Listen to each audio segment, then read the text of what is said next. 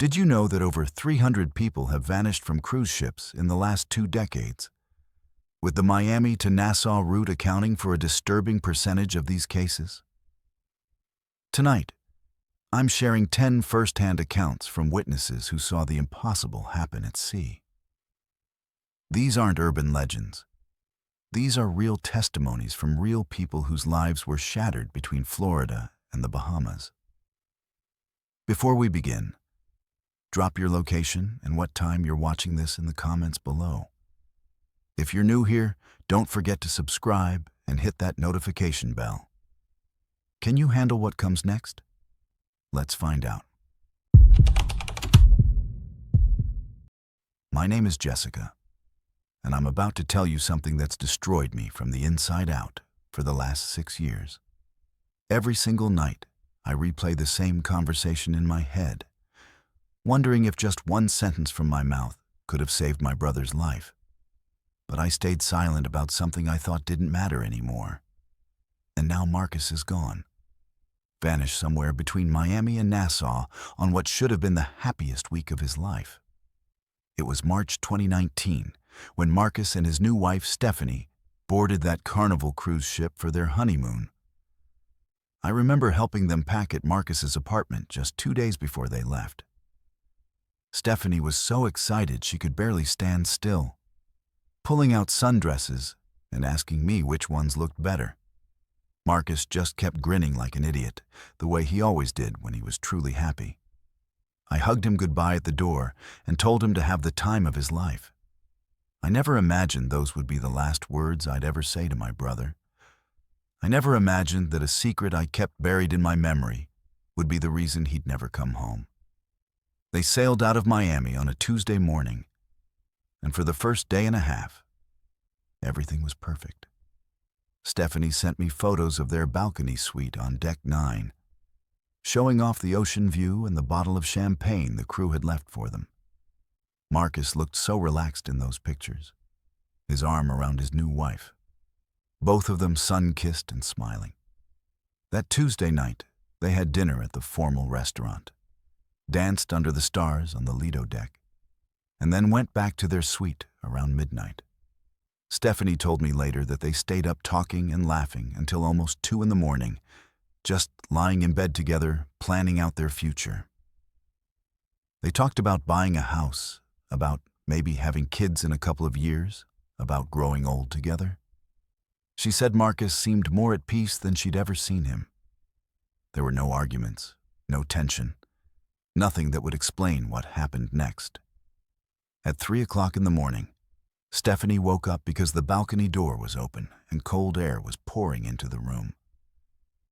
She reached over to Marcus's side of the bed, but he wasn't there. She called his name, thinking maybe he'd gone to the bathroom. But the bathroom light was off and the door was open. That's when the panic started to set in. She checked the balcony, thinking maybe he'd stepped out for some fresh air. But he wasn't there either. The suite was completely empty. Marcus was just gone. Stephanie ran into the hallway in her pajamas, frantically knocking on doors and asking if anyone had seen her husband. A crew member heard the commotion and called security immediately. Within 20 minutes, the entire ship was on alert. They searched everywhere, every deck, every corridor, every public space. They checked the pools, the casino, the restaurants, the theater. Nothing. It was like Marcus had simply evaporated into thin air. But here's where it gets disturbing. When security reviewed the footage from the cameras positioned throughout the ship, they found something that made everyone's blood run cold. At exactly 2:47 in the morning, Marcus appeared on camera in the hallway outside their suite. He was wearing his pajamas, just a t-shirt and flannel pants, barefoot, walking slowly down the corridor toward the stairs that led to the upper decks. But here's what haunts me about that footage. His eyes were open, but they weren't really seeing anything. His face was completely blank, expressionless, like he was moving through a dream. His arms hung loosely at his sides, and his gait was strange, almost mechanical. He looked like he was sleepwalking. The cameras tracked him going up 2 flights of stairs to deck 11, then walking toward the rear of the ship, where the railings overlooked the open ocean. And then, at 2:53 in the morning, Marcus walked out of frame near one of the restricted crew areas. He was never seen again. Not on any camera, not by any crew member, not by any passenger. 6 minutes of footage. And then my brother ceased to exist. If you're still watching, you need to hear what comes next. Because this is where my guilt becomes unbearable. The Coast Guard was called. Search helicopters were deployed, and the ship retraced its route for hours looking for any sign of Marcus. Stephanie was interviewed by ship security, then by FBI agents when the ship docked in Nassau, then again when she got back to Miami. Everyone wanted to know the same thing. Had they been fighting? Was Marcus depressed? Did he have any reason to hurt himself? And Stephanie kept saying, no, no, no. Everything was perfect. They were happy. It made no sense. But I knew something that Stephanie didn't know. Something that our whole family had forgotten about because it seemed so irrelevant, so distant in the past. When Marcus was a child, between the ages of 6 and 12, he had severe sleepwalking episodes.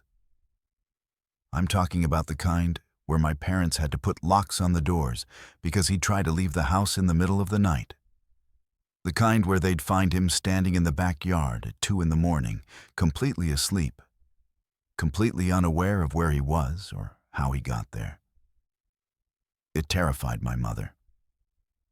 She took him to specialists, pediatric sleep, doctors, neurologists.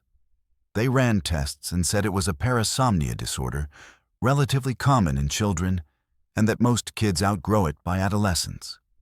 And Marcus did outgrow it. By the time he was 13, the sleepwalking stopped completely. He went through high school, college, his entire adult life without a single episode. It became this funny family story we'd bring up occasionally. Remember when Marcus walked into the garage and tried to get in the car while completely asleep? Remember when he rearranged all the furniture in the living room at 3 in the morning and had no memory of it? We laughed about it because it was over, because it was harmless, because it didn't matter anymore. Except it did matter. Because 3 weeks after Marcus disappeared, I was helping my mother clean out some old filing cabinets in her basement, trying to find documents for the investigators, trying to find anything that might help explain what happened. And I found Marcus's medical records from when he was 9 years old.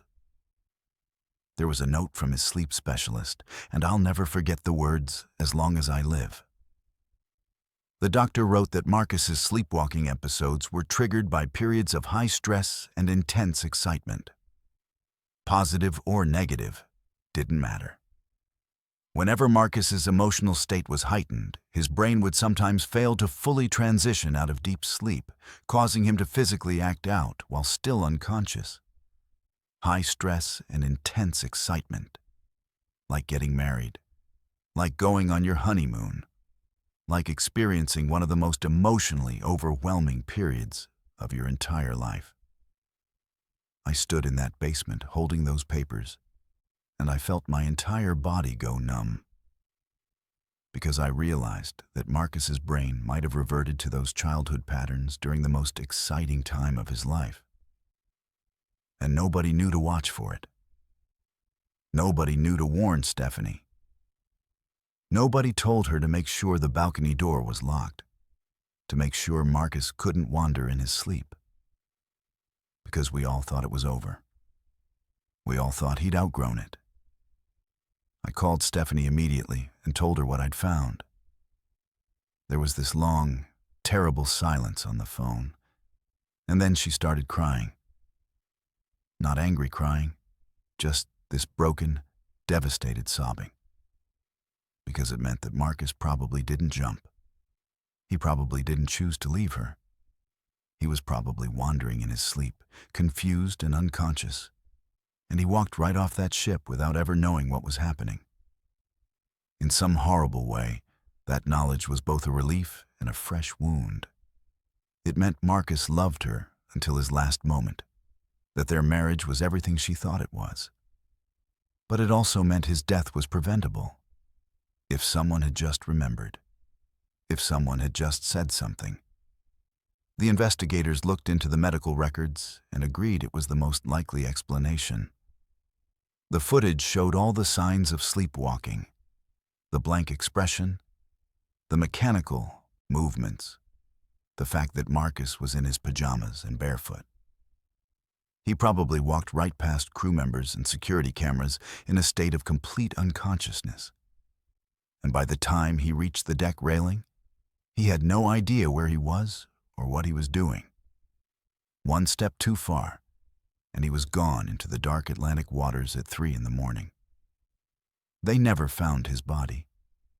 The ocean is too vast, the currents too strong. Stephanie came to me about a month after the funeral we held without a body. She sat in my living room and asked me directly if I'd known about the sleepwalking before they got married. I told her the truth. I said yes, I knew. But it had been so long since Marcus had an episode that it never crossed my mind to mention it. I told her none of us thought it was relevant anymore. She didn't yell at me or blame me. She just nodded slowly and said she understood. But I could see it in her eyes. That question that would torture both of us forever. What if someone had said something?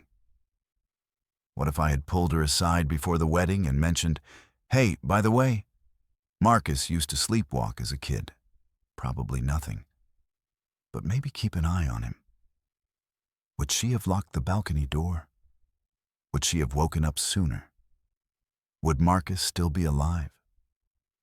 I've spent 6 years drowning in that guilt. 6 years replaying every conversation, every family gathering where we laughed about Marcus's childhood sleepwalking like it was a cute quirk. I think about how easy it would have been to mention it. One sentence.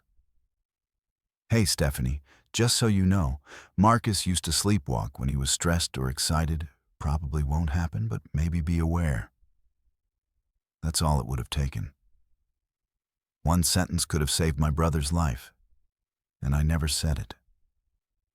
My mother doesn't talk about it anymore. It's too painful for her to admit that we all forgot something so important. My father refuses to discuss the medical records at all. But I can't stop thinking about it. I can't stop imagining Marcus in those final moments, walking through that ship in his sleep, his mind trapped in some dream while his body moved toward the railing. Did he wake up when he hit the water? Did he have even a split second to realize what was happening?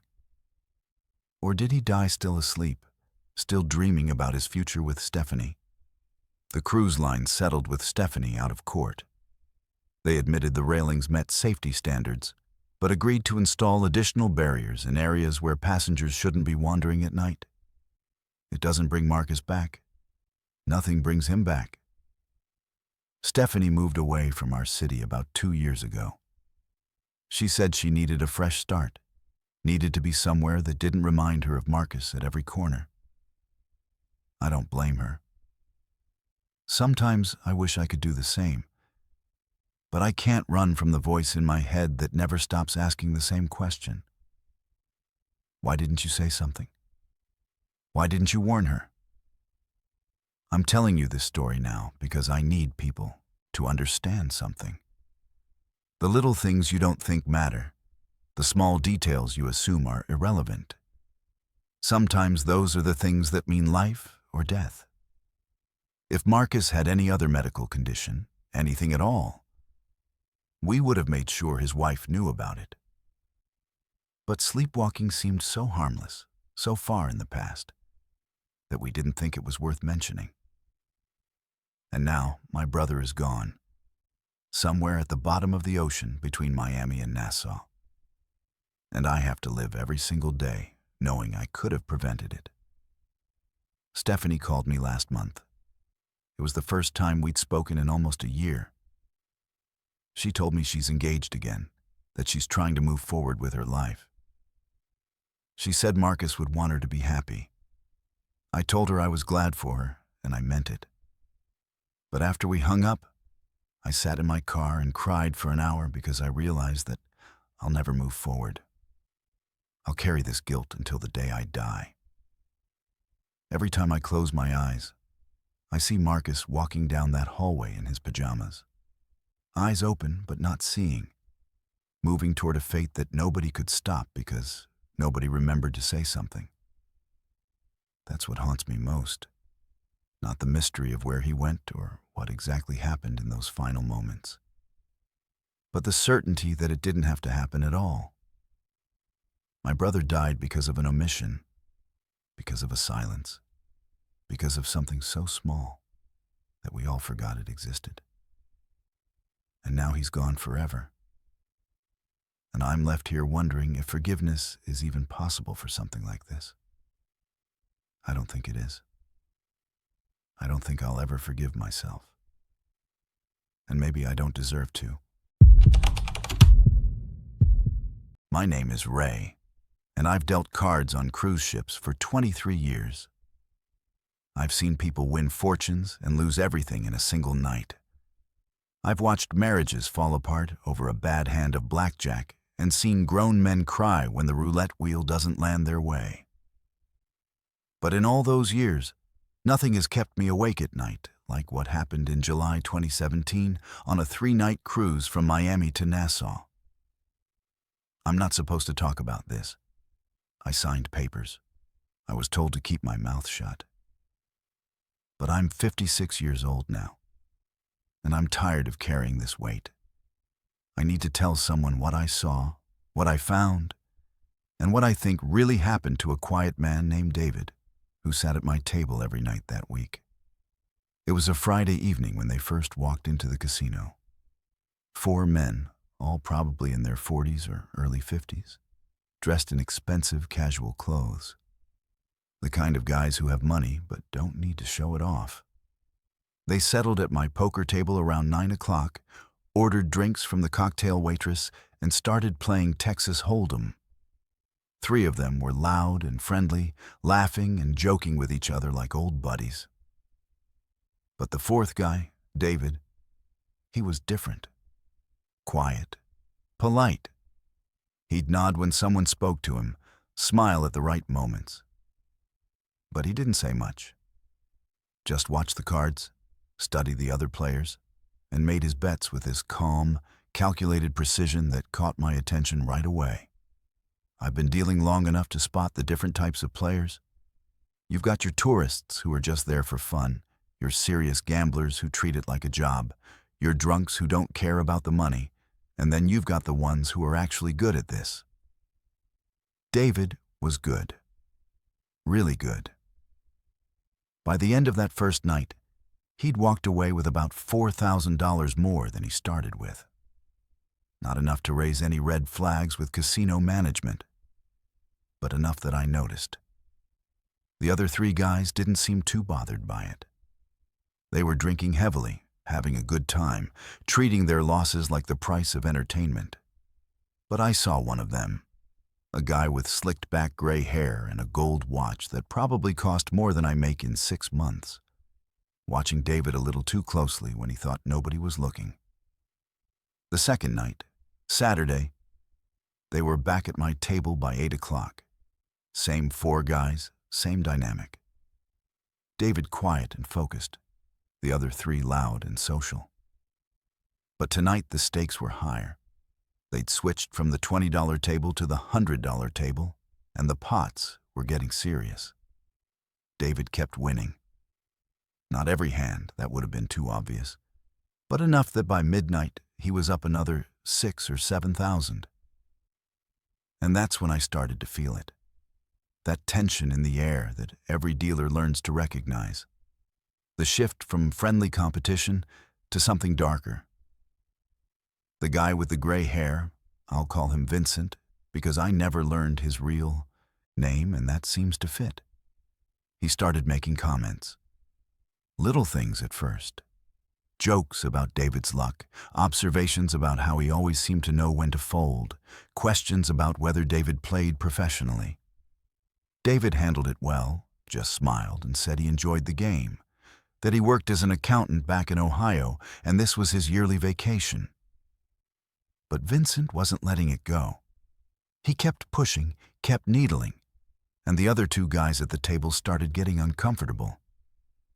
One of them even suggested they call it a night, but Vincent wanted to keep playing. I've seen this before.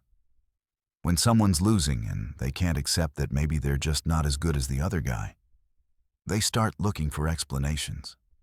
They start convincing themselves that something unfair is happening, that the game is rigged, that the other player must be cheating somehow. It's easier than admitting you're outmatched.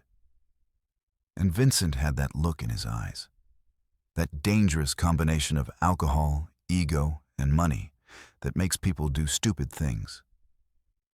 By the third night, Sunday, the atmosphere at my table was completely different.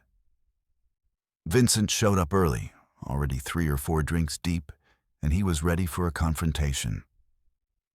David arrived right at 9, same as the previous nights, and I could see him hesitate when he saw Vincent already sitting there.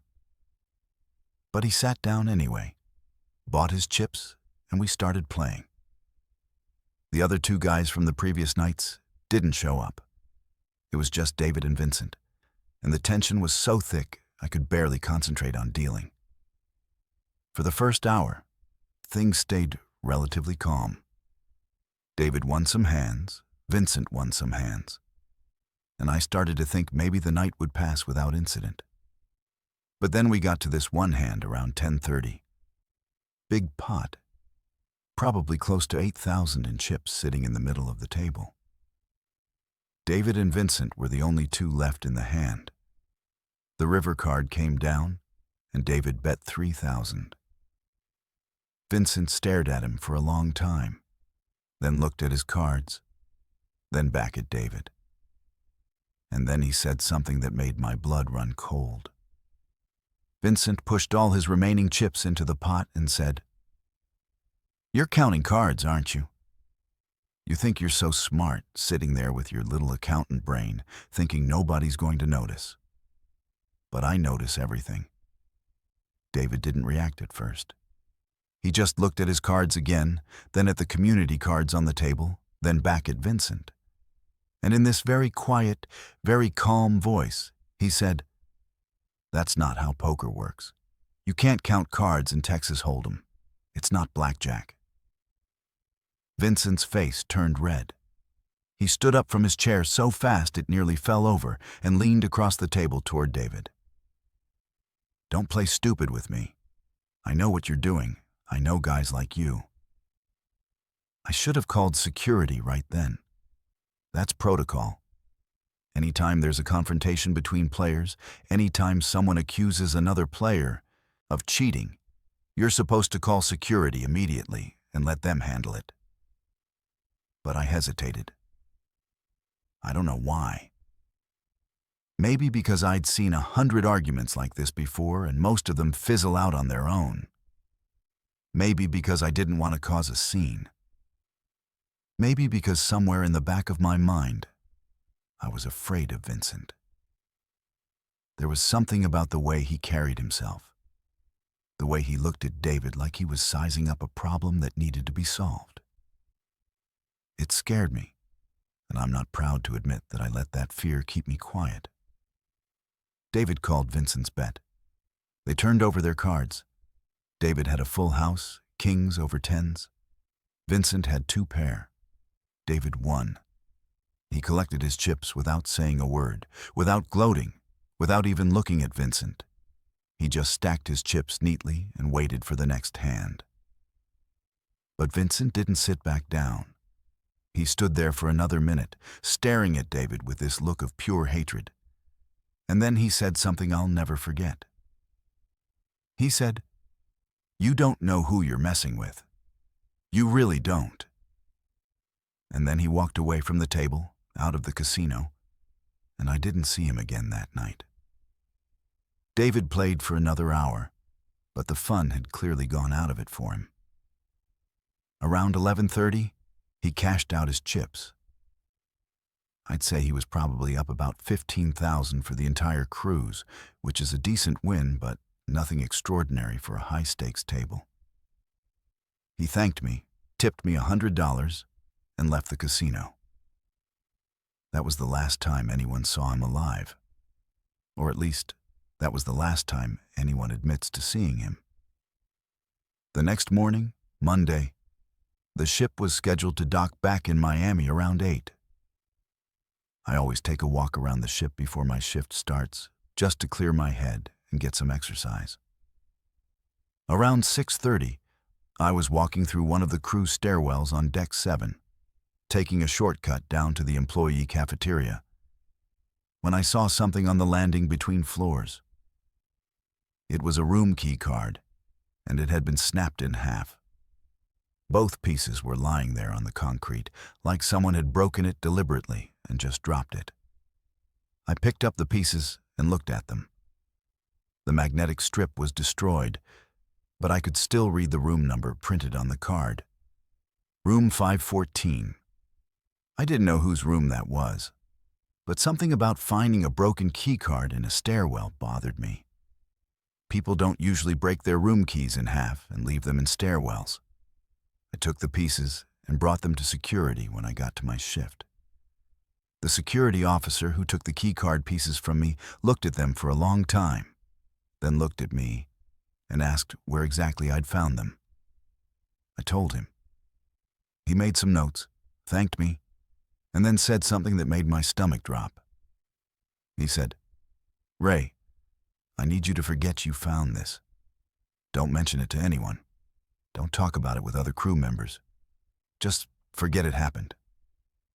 I asked him why, and he gave me this look that said I shouldn't be asking questions. He said, "Just trust me on this one. It's better if you don't know."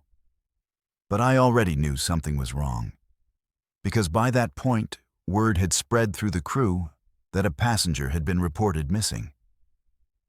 A man named David, who'd been staying in room 514, hadn't shown up to disembark the ship, and his cabin was empty. All his belongings were still there, his luggage packed and ready to go.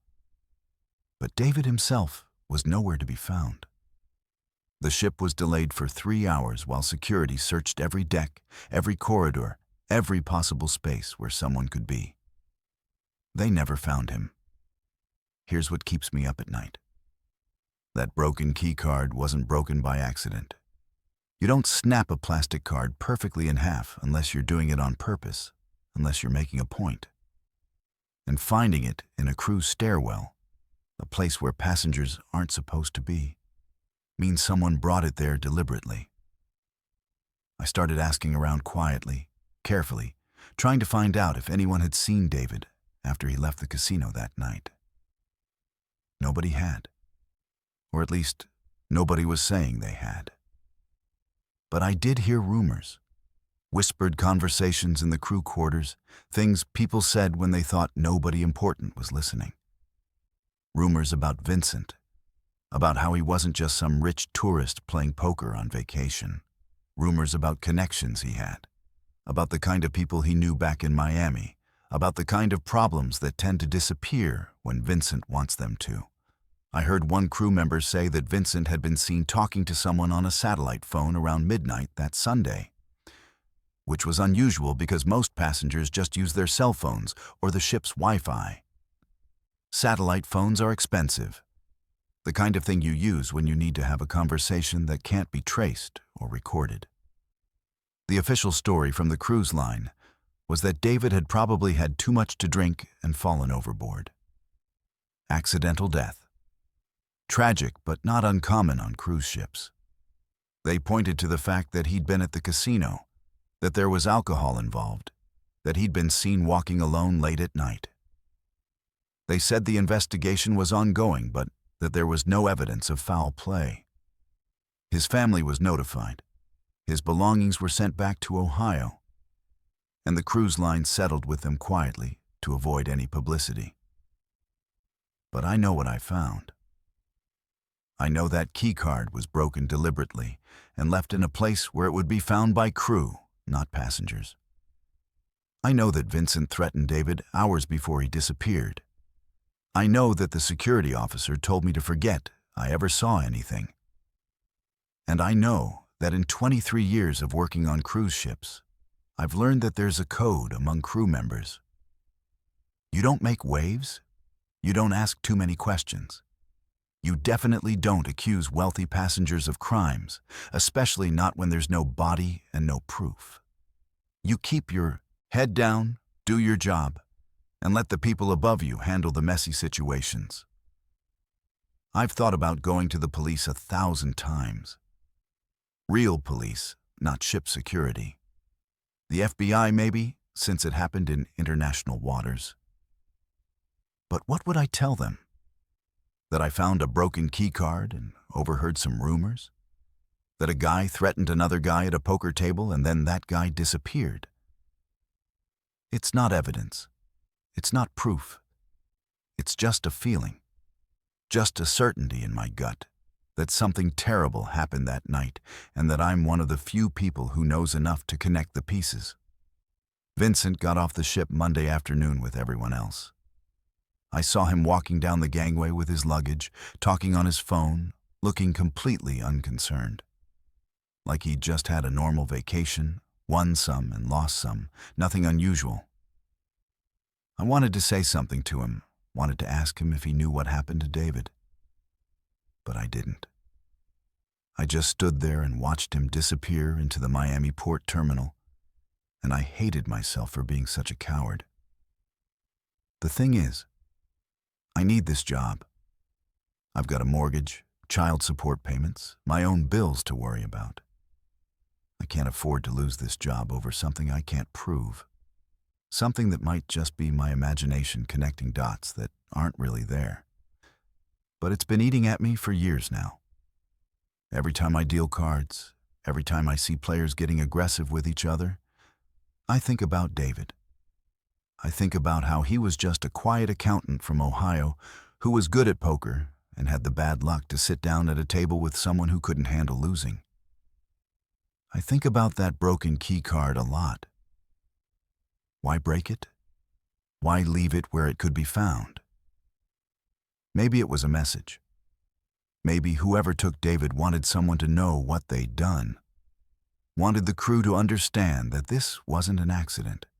That there are consequences for winning too much money from the wrong people. Or maybe I'm reading too much into it. Maybe it was just a coincidence, a random piece of trash that happened to be from David's room. But I don't believe in coincidences anymore. Not after that night. Not after seeing the look in Vincent's eyes when he threatened David. Not after being told to forget what I found. Not after watching the whole thing get swept under the rug and labeled an accident. I think David was murdered. I think someone made him disappear because he embarrassed the wrong person. Because he won money from someone who was connected to people who solve problems permanently. And I think I could have stopped it. That's the part that destroys me. If I'd called security when Vincent made that threat, if I'd followed David out of the casino to make sure he got back to his room safely, if I'd refused to stay quiet when they told me to forget about the key card, maybe David would still be alive. Maybe his family would have gotten to see him come home. But I chose to protect myself instead. I chose my job, my safety, my comfort over doing the right thing. And now I have to live with that choice for the rest of my life. I still work on cruise ships, still deal cards every night. But I'm different now. I pay attention to the threats, to the tension between players. I call security faster. I don't stay silent when something feels wrong. It won't bring David back. But maybe it'll keep someone else from disappearing into the Atlantic Ocean because they won the wrong poker game. That's all I can do now. That's my penance for the night I found a broken key card in a stairwell and decided that my job was more important than someone's life. I'll carry that guilt until the day I die, and I probably deserve every sleepless night it gives me. My name is Amanda, and I got a text message from my dead best friend. I mean, she's not officially dead. They never found her body. But Sophie's been gone for 7 years now, and that text message is the only thing I have left of her, and I can't stop looking at it. I've read it 10,000 times, 13 words that make absolutely no sense, 13 words that shouldn't exist. I'm fine. Stay at the party. But she wasn't fine. She was never fine again after that night. We'd been best friends since kindergarten. Sophie and me. We did everything together. First day of school, first sleepover, first concert, first heartbreak. When Sophie turned 21 in October 2018, there was no question about how we'd celebrate. We'd been planning it for months. A cruise from Miami to Nassau, just the two of us. 4 days of freedom before we had to go back to our boring college classes and part-time jobs. My parents helped pay for it as an early Christmas present. Sophie's mom gave her spending money. We were so excited we could barely sleep the night before we left. The first day was perfect. We explored the ship, laid out by the pool, took 1,000,000 pictures. Sophie looked so happy in those photos. Her blonde hair pulled back in a ponytail, wearing these big sunglasses she'd bought specifically for the trip. Smiling so wide, you could see all her teeth. We had dinner at the buffet, and then went to this welcome party on the Lido deck where they had a DJ and free drinks for people celebrating birthdays. Sophie wore her birthday sash, and everyone kept buying her shots. Strangers were coming up to wish her happy birthday. She was in heaven. The second night was when everything went wrong. We went back to the Lido deck around 10 because they were having this huge party with a live band and dancing. Sophie was already pretty drunk by then. We'd been drinking at dinner, and then we'd gone back to our cabin on deck 7 to pregame before the party. I remember trying to get her to drink some water, but she kept saying it was her birthday week and she was allowed to get wasted. She wasn't sloppy drunk or anything, just happy drunk. Giggly, dancing to every song, making friends with random people. Around 1 in the morning, Sophie grabbed my arm and yelled over the music that she was going back to the cabin to get her phone charger. Her phone had died, and she wanted to take more pictures. I asked if she wanted me to come with her, but she said no, that I should stay and keep dancing, that she'd be back in like 10 minutes. Our cabin was just 3 decks down. Easy trip. She'd done it by herself earlier that day. I watched her walk toward the stairs, saw her wave at me, and then she was gone. That was the last time I saw my best friend. I kept dancing. I met these girls from Texas, and we were all singing along to the music, and I didn't even check the time. I just assumed Sophie would come back. But then I looked at my phone, and it was 1:30, and Sophie still wasn't there. I figured maybe she'd gotten distracted, maybe she'd stopped to talk to someone, maybe she'd decided to use the bathroom. I wasn't worried yet. But then it was 1:40, and I was starting to feel weird about it. That's when my phone buzzed. The text said, "I'm fine. Stay at the party." It came from Sophie's number at exactly 1:43 in the morning. I looked at it and felt this wave of relief. See? She was fine. She was telling me to stay at the party. Maybe she'd run into someone she knew. Maybe she was chatting with people in the hallway. Maybe she'd gotten sidetracked. I texted back, "Where are you?" But she didn't respond. I waited 5 minutes, then 10. No response. I texted again. "Are you coming back?" Nothing. By 2 o'clock, I was officially freaking out. Something felt wrong. That text message felt wrong even though I couldn't explain why. I left the party and went down to our cabin on deck 7. The door was locked. I used my key card to get in, and the room was empty. Sophie's phone charger was still plugged into the wall by her bed. Her phone wasn't there. Her purse was on the chair where she'd left it. Her shoes were by the door. But Sophie was gone. I ran back out into the hallway and started knocking on doors. Nobody had seen her. I checked the bathroom down the hall. Empty. I went back up to the Lido deck, thinking maybe we just missed each other somehow. She wasn't there. I checked the pool deck, the casino, the 24-hour pizza place. Nothing. By 2:30, I was running through the ship like a crazy person, calling her name, checking every corner. That's when I finally found a crew member and told him my friend was missing.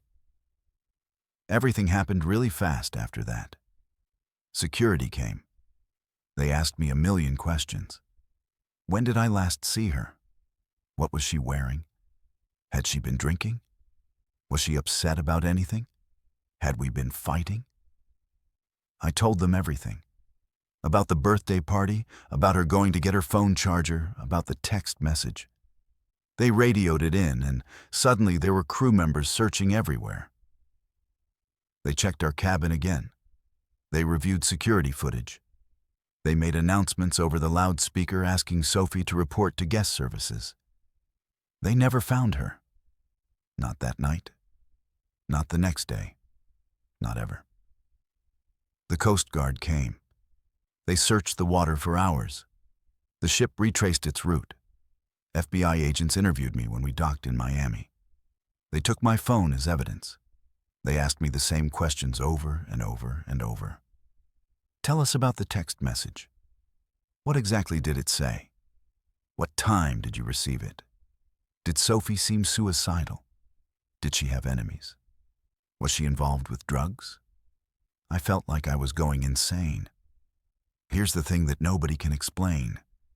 That text message that Sophie sent me at 1:43 in the morning? According to the ship's technical records, it came from a location that had no cell signal.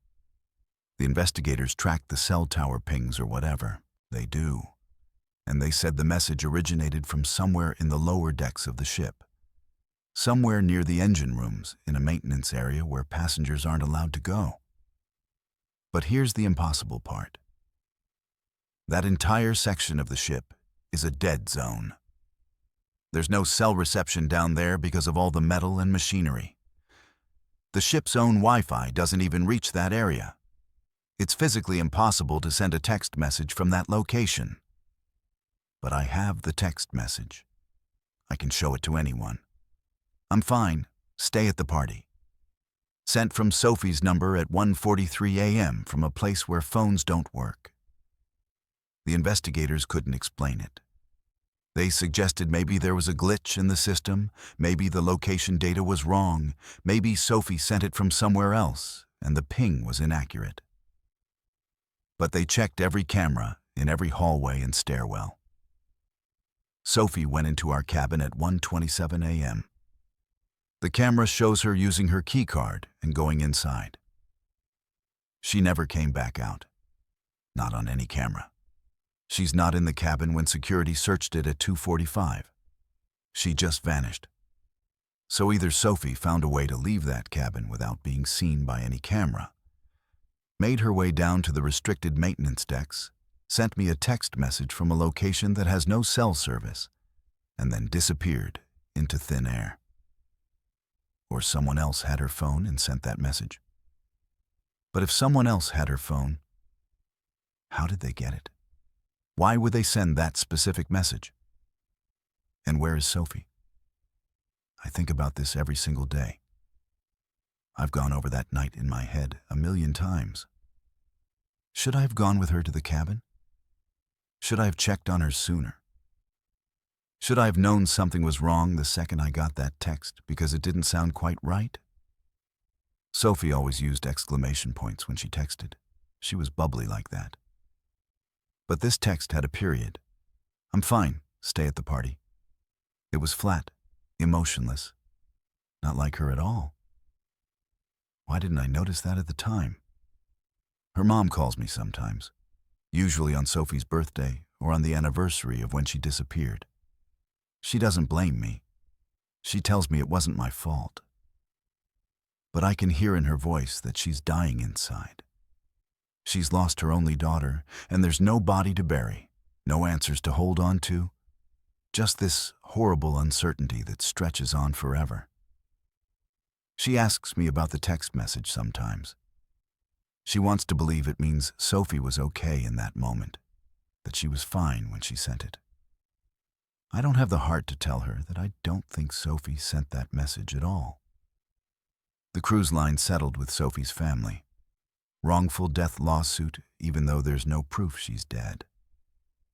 But 7 years is a long time. Nobody survives 7 years missing from a cruise ship. The settlement came with a non-disclosure agreement, so Sophie's mom can't talk about the details of what happened or what the investigation found. But she told me once, late, at night when she'd been drinking, that the cruise line's lawyers admitted the security footage didn't make sense, that there was a gap, a period of time where the cameras in certain areas seemed to malfunction, just long enough for someone to move through corridors without being seen. I've read every article about cruise ship disappearances. I've joined online forums where people discuss maritime mysteries. I've talked to other families who've lost people on cruises. And the more I learn, the more terrified I become. Because there are so many stories like Sophie's. People who go back to their cabins and never arrive. People who send strange messages and then vanish. People who disappear from ships in ways that don't make physical sense. And the cruise lines always say the same thing. Accidental death. Fell overboard. Tragic but rare. Move along, nothing to see here. But I saw something that night. After security started searching, after all the chaos began, I went back up to the Lido deck because I was in shock and I didn't know what else to do. I stood by the railing looking out at the dark ocean, and I saw someone standing about 50 feet away from me. Just standing there in the shadows, watching all the commotion. He was wearing crew clothes, like maintenance or engineering, and he was holding something in his hand. When he saw me looking at him, he turned and walked away. I didn't think anything of it at the time. But later, much later, I realized what he'd been holding. It looked like a phone with a pink, glittery case just like Sophie's. I told the FBI about this. They said they'd look into it. They never followed up. I described the guy as best I could, but it was dark and I'd been drinking, and I only saw him for a few seconds. Medium height, maybe 40 or 50 years old. Dark hair. That description probably matches 100 crew members. They said they'd review footage of crew members in that area. They said they'd investigate. But nothing came of it. The case went cold. Sophie became another statistic. Another person who fell off a cruise ship drunk and drowned. Case closed. Except it's not closed for me. I still have that text message. I've never deleted it. Sometimes I respond to it, even though I know nobody will answer. I write things like, "I miss you," or "Please come home," or "I'm so sorry I didn't come with you." My therapist says I need to let go, that I need to accept that Sophie is gone and I'll probably never know what really happened. But how do you let go when you have evidence that nothing about the story makes sense? How do you accept an explanation that's impossible? I'm 26 now. Sophie would be 28. I think about all the things she's missed. College graduation, first real jobs, relationships, all the stupid normal life stuff we were supposed to do together. I think about her mom sitting in that house with Sophie's bedroom exactly the way she left it. Like she's going to come home any day now. I think about that text message and what it means. Was Sophie trying to warn me? Was someone trying to keep me away while something horrible happened? Or did something impossible actually occur that night, something none of us can explain? What bothers me most is that I stayed at the party. She told me to stay at the party, and I did. I trusted that message even though something felt wrong about it. I danced and talked to strangers while my best friend was somewhere on that ship, scared or hurt or worse. I was 3 decks away having fun while Sophie was disappearing forever. And I can't forgive myself for that. I don't think I'll ever forgive myself for that. Every birthday, every October, every time I see the ocean, I think about Sophie and that text message and the fact that I'll never know the truth. I'm fine. Stay at the party. 13 words that haunt me every single day of my life. My name is Michael, and I've spent 42 years at sea. I started as a deckhand when I was 23, worked my way up through every rank, and retired 3 years ago as a senior officer with Royal Caribbean. In 4 decades on the water, I've seen storms that should have sunk us, medical emergencies that required split-second decisions, and mechanical failures that tested every bit of training I ever received. I've always prided myself on being a rational man, someone who believes in procedures, protocols, and logical explanations. But what happened in February 2015 on a routine cruise from Miami challenged everything I thought I knew about reality. I was the officer on duty that morning, and to this day, I cannot explain what occurred on Deck 12. The passenger's name was Kenneth. He was 44 years old, traveling with his wife on what I believe was their anniversary trip. I'd seen him around the ship during the first 2 days of the cruise. He was one of those disciplined types who maintained his routines even on vacation. Every morning at precisely 6 o'clock, he'd be up on Deck 12 doing laps around the promenade. Rain or shine, he was out there jogging. His wife mentioned to staff that he was training for a marathon back home and refused to skip his workouts even on a cruise ship. February 15th started like any other morning. I came on duty at 5:30, did my routine checks of the bridge systems, reviewed the weather reports, and confirmed our position and heading. We were about 8 hours from Nassau, making good time, sea conditions calm. At 6:05, I did my first visual sweep of the passenger decks using the monitor system we have on the bridge. Deck 12 promenade appeared empty, which wasn't unusual for that early in the morning. Most passengers were still asleep. The overnight rain had stopped around 4 a.m., but the decks were still wet. I made a note in the log about the wet conditions and moved on with my other duties. At 7:17 that morning, Kenneth's wife came to the guest services desk in a state of panic. Her husband had left their cabin on Deck 8 at 5:45 to go jogging, and he hadn't returned. She'd waited, thinking maybe he'd stopped for coffee or was doing extra laps. But by 7:15, she knew something was wrong. Kenneth was meticulous about time. He never deviated from his schedule. Guest services called it up to the bridge immediately, and I initiated our standard missing passenger protocol. First step is always a thorough search of the most likely locations. We sent crew members to check the fitness center, the pool area, all the public restrooms, the medical center in case he'd had an injury. Nothing.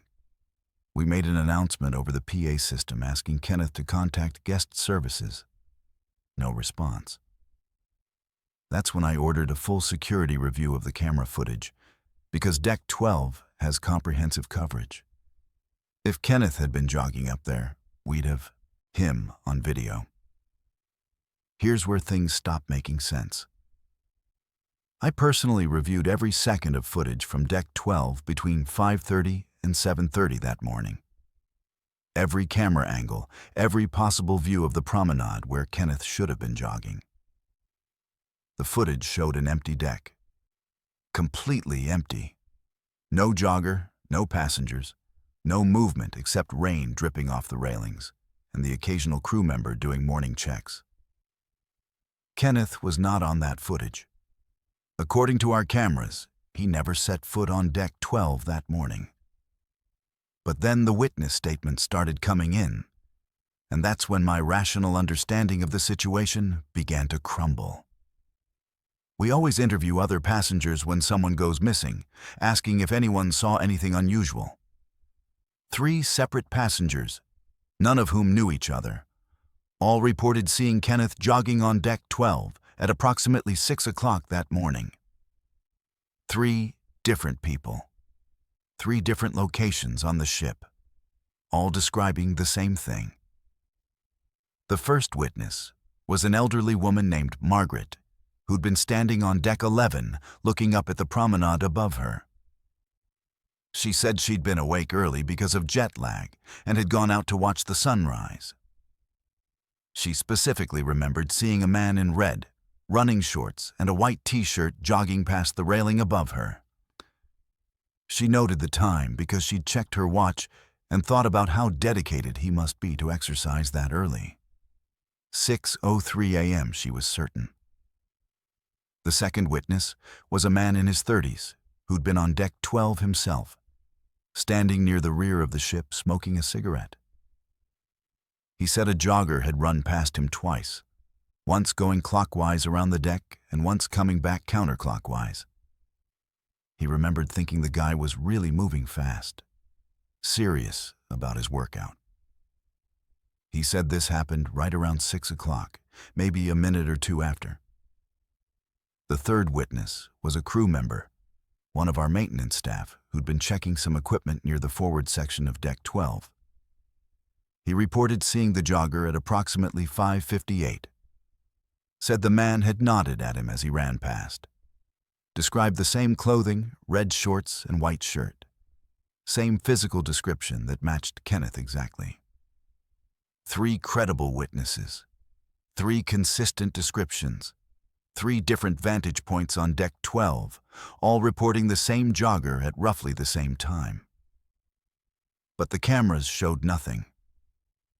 I reviewed that footage 15 times. I had our head of security review it. We brought in the ship's technical officer to verify the camera systems were functioning properly. Every camera on deck 12 was working perfectly. Timestamps were accurate. There were no gaps in the footage, no technical glitches, no corrupted files. The cameras simply showed an empty deck at the exact times when 3 people claimed they saw Kenneth jogging. The human mind wants logical explanations, so I tried to find them. Maybe the witnesses were mistaken about the time. But the elderly woman had specifically checked her watch, and the crew member's shift log confirmed he was doing his 6 a.m. equipment check. Maybe they saw someone else and assumed it was Kenneth. But the descriptions were too specific, too detailed. Red shorts, white shirt, the pace of his running, even his build and approximate age. And besides, we confirmed through cabin records that no other passengers had been up on deck 12 during that time frame. Maybe the cameras malfunctioned in a way that didn't show up in our diagnostics. But that would require a very specific kind of failure. One that perfectly erased one person from the footage while leaving everything else intact. Every raindrop, every movement of the ship, every crew member who walked through those areas showed up perfectly on camera. Just not Kenneth. Then we found his shoes. At 9:30 that morning, a cabin steward on deck 8 was doing her rounds and found a pair of men's running shoes placed neatly outside cabin 814. That was Kenneth's cabin. The shoes were positioned precisely, side by side, toes pointing toward the door. They were completely dry and completely clean. Not a spot of water on them, not a trace of dirt or moisture. This is important because deck 12 had been soaked from the overnight rain. Even though the rain had stopped by 4 a.m., the promenade was still wet at 6 when Kenneth supposedly went jogging.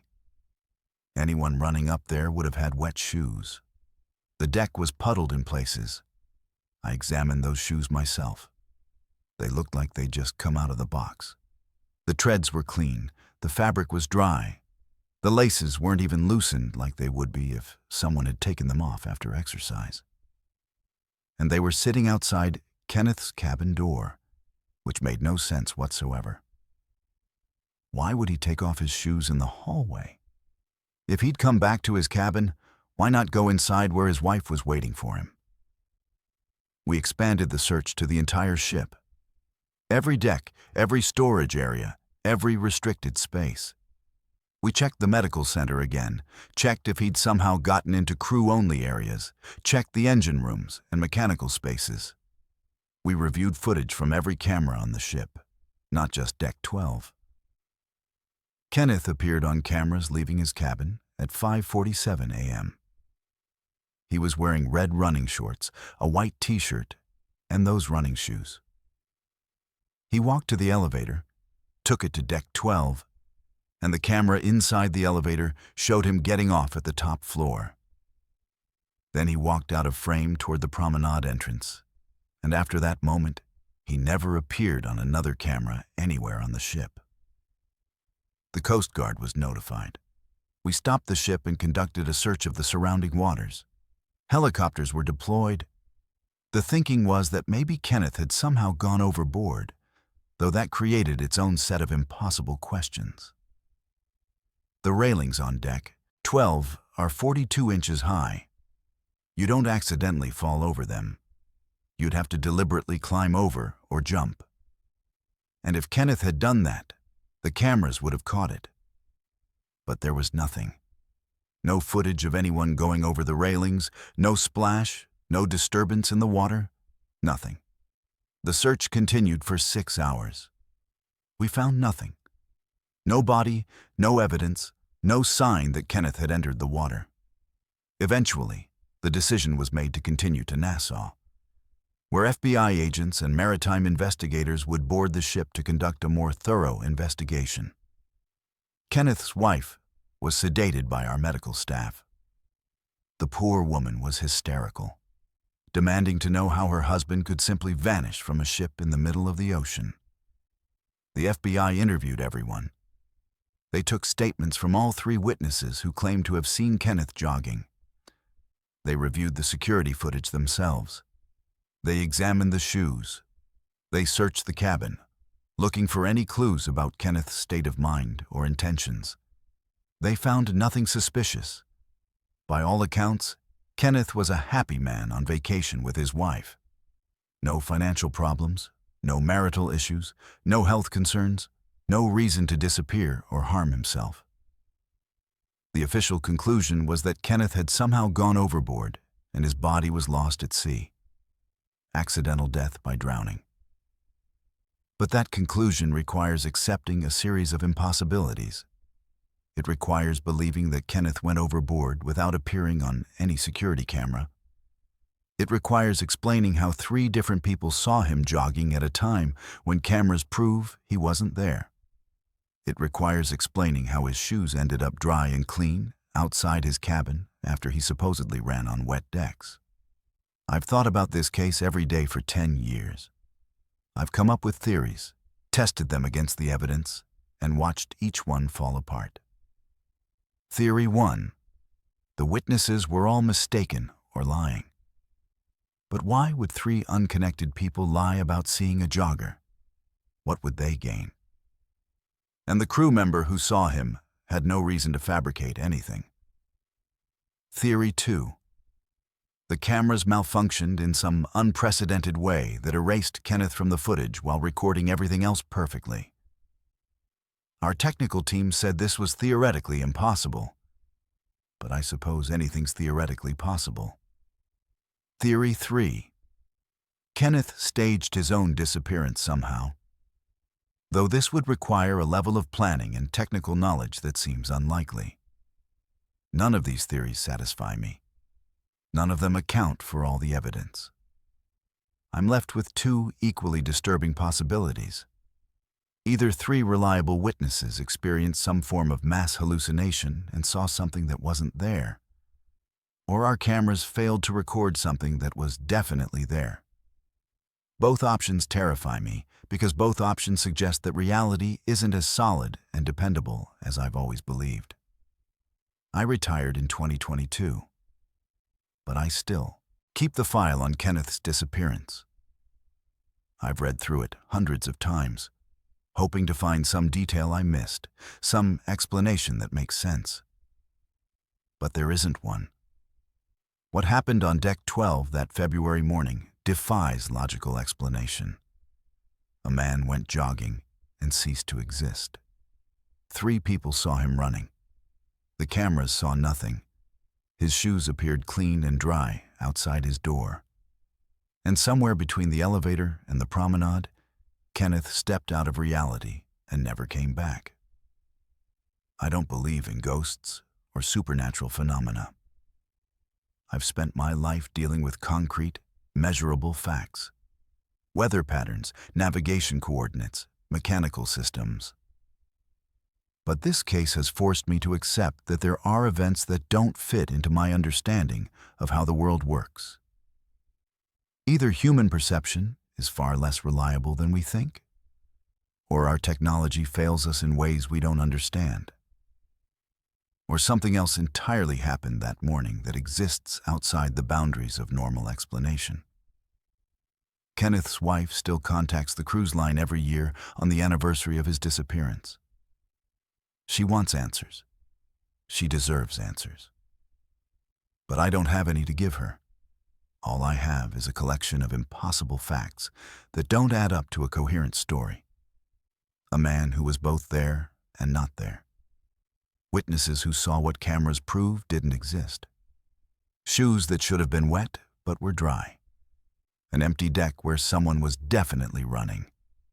This is what haunts me in retirement. Not the storms I survived or the emergencies I managed, but this one morning when reality seemed to glitch, and a man named Kenneth vanished into an impossibility. I spent 42 years at sea believing I understood the rules of the physical world. Now I'm not so sure those rules are as fixed as I thought.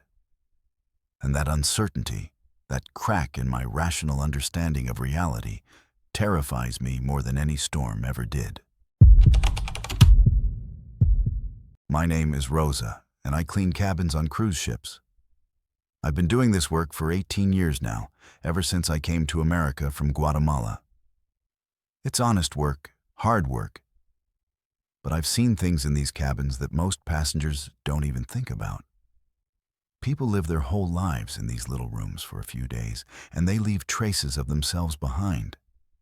Happy traces, sad traces, angry traces. But nothing in all my years prepared me for what I found in cabin 8347 on a Tuesday morning in May 2016. That room still visits me in my nightmares. The smell, the blood, the broken glass everywhere. And what that poor man kept saying over and over when they found him. She went through the mirror. She went through the mirror. I start my shift at 7 in the morning every day. I have 16 cabins assigned to me on Deck 8, and I clean them in the same order every time. Routine is important in this job. You develop a system, you stick to it. You don't think too much about what you're doing, because if you think too much about cleaning up after strangers all day, you'll go crazy. That Tuesday, I was running a little behind because one of the cabins had a clogged toilet that took me extra time to fix. So I didn't get to cabin 8347 until almost 9:30. The couple staying there were newlyweds. I'd seen them the day before when I came to clean. Young, maybe late 20s, very much in love. The kind of couple that makes you smile when you see them because they're so happy together. The wife, Jennifer, she was very polite to me. She asked my name, asked where I was from, tipped me $20 and said thank you for keeping their cabin nice. The husband, Brian, he was quiet but seemed like a good man. They had one of those door hangers that said, "Just married," and there were rose petals scattered on the bed. Everything looked perfect for them. When I knocked on the door that Tuesday morning, nobody answered. I knocked again, called out, "Housekeeping," and waited. Nothing. So I used my master key card and opened the door. The first thing that hit me was the smell. Metallic, like when you cut your hand and put it to your nose. Blood. I knew that smell immediately. My heart started beating fast, and I almost backed out of the room. But I thought maybe someone was hurt and needed help. So I pushed the door open all the way and turned on the light. The cabin looked like a bomb had exploded inside it. The chairs were knocked over, the table was on its side, the lamp was broken on the floor. The bed sheets were pulled off the mattress, and there was blood on them. Not a little blood, a lot of blood. Dark red stains soaked into the white fabric. The curtains were torn down from the window. And the mirror, the big mirror on the wall above the desk, it was completely shattered. Pieces of glass everywhere, on the desk, on the floor. Some pieces stuck in the wall like someone had thrown them. I stood in the doorway frozen. My hands were shaking so bad I could barely hold my cleaning cart. I knew I needed to call security right away, but I couldn't move. I just kept staring at that broken mirror. There was blood on some of the glass pieces, and there were these scratch marks on the wall around where the mirror used to be. Long scratch marks, like fingernails had dug into the paint. It looked like someone had been trying to claw their way into the wall itself. I finally got my legs to work, and I backed out into the hallway. I used my radio to call security, and I told them they needed to come to cabin 8347 right away, that something very bad had happened. My supervisor came first, and when she looked inside the cabin, her face went white. Then security came, then the officer on duty, then more people. Everyone was talking fast, asking questions, trying to figure out what happened. Where were the passengers who stayed in this cabin? Were they injured? Was this an attack? A suicide attempt? What was going on? They checked the ship's records and saw that 2 people had checked into that cabin, Brian and Jennifer. Newlyweds on their honeymoon cruise. Security started searching for them immediately. They made announcements, they checked the cameras, they sent crew members to look in all the public areas. I was told to wait in the hallway in case they had questions for me. I sat on my cleaning cart shaking, trying not to think about all that blood. About 40 minutes later, one of the crew members radioed that they'd found someone in the lifeboat storage area on deck 4. It was Brian. They said he was hiding behind one of the boats, curled up in a corner, and he wouldn't come out. When they finally got him out, they saw he was covered in scratches. His face, his arms, his chest, all scratched up like he'd been attacked by a cat. Or like he'd done it to himself. His hands were bleeding, and there was glass stuck in his palms. He was barefoot, and his feet were cut up from walking on broken glass. But the worst part was what he was saying. The crew members who found him said he wasn't making any sense. He was rocking back and forth and repeating the same thing over and over. She went through the mirror. She went through the mirror. They tried to ask him what he meant, tried to ask where his wife was, but he wouldn't answer any other questions. Just kept saying that one phrase like it was the only words he knew anymore. She went through the mirror. They brought him to the medical center and the doctor tried to examine him. But Brian became violent. He started screaming and fighting. So they had to sedate him. Even after they gave him the medicine to calm down, he kept mumbling those words. She went through the mirror. The medical staff said he was in severe psychological shock, that something traumatic had happened and his mind had broken from it. Security searched the entire ship for Jennifer. They checked every deck, every bathroom, every storage area, every place a person could possibly be. They reviewed all the camera footage from the hallways. The last time Jennifer appeared on camera was at 11:43 the night before, entering cabin 8347 with Brian. After that, nothing. She never came out of that cabin, at least not in any way the cameras could see. But she wasn't in the cabin when I opened it in the morning. She was just gone. The FBI came on board when we docked in Nassau. They treated the cabin like a crime scene. They took pictures of everything, collected the bloody sheets, bagged pieces of the broken mirror, scraped samples from the walls. They interviewed me for 2 hours, asking me to describe exactly what I saw, what I smelled, what I touched. They asked if I'd heard anything unusual the night before, any screaming or fighting from that cabin. I told them I don't work night shifts. I only work mornings, so I wouldn't have heard anything. They took Brian off the ship on a stretcher. He was still sedated, still mumbling about the mirror. I heard later that they kept him in a psychiatric hospital in Nassau for 3 days, but he never got better. He couldn't tell them what happened.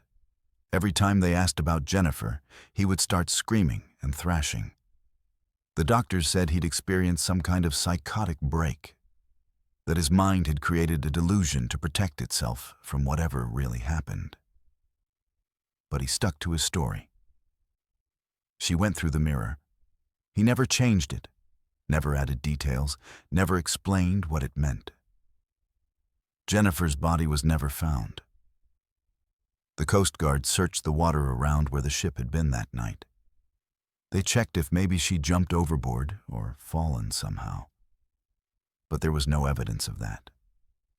The balcony door in the cabin was locked from the inside. The cabin door showed no signs of being opened after they entered at 11:43. It was like she'd vanished into thin air, or like Brian said, through the mirror. After everything calmed down, after the FBI finished and the ship continued its routes, I started asking around about cabin 8347. I wanted to know if anything strange had ever happened there before. One of the older crew members, a woman who'd been working on ships for 30 years, she told me something that made my blood cold. She said that cabin had a history. Back in 2009, there'd been an incident there. A couple had gotten into a bad fight, a domestic dispute, and the husband had smashed the mirror in a rage. His wife claimed he'd tried to push her into the broken glass, tried to hurt her badly. Security had to remove them from the ship. The woman had filed a police report saying her husband had tried to kill her. Same cabin, same broken mirror, 7 years apart. I don't believe in ghosts or curses or any of that supernatural stuff. I'm a Catholic woman.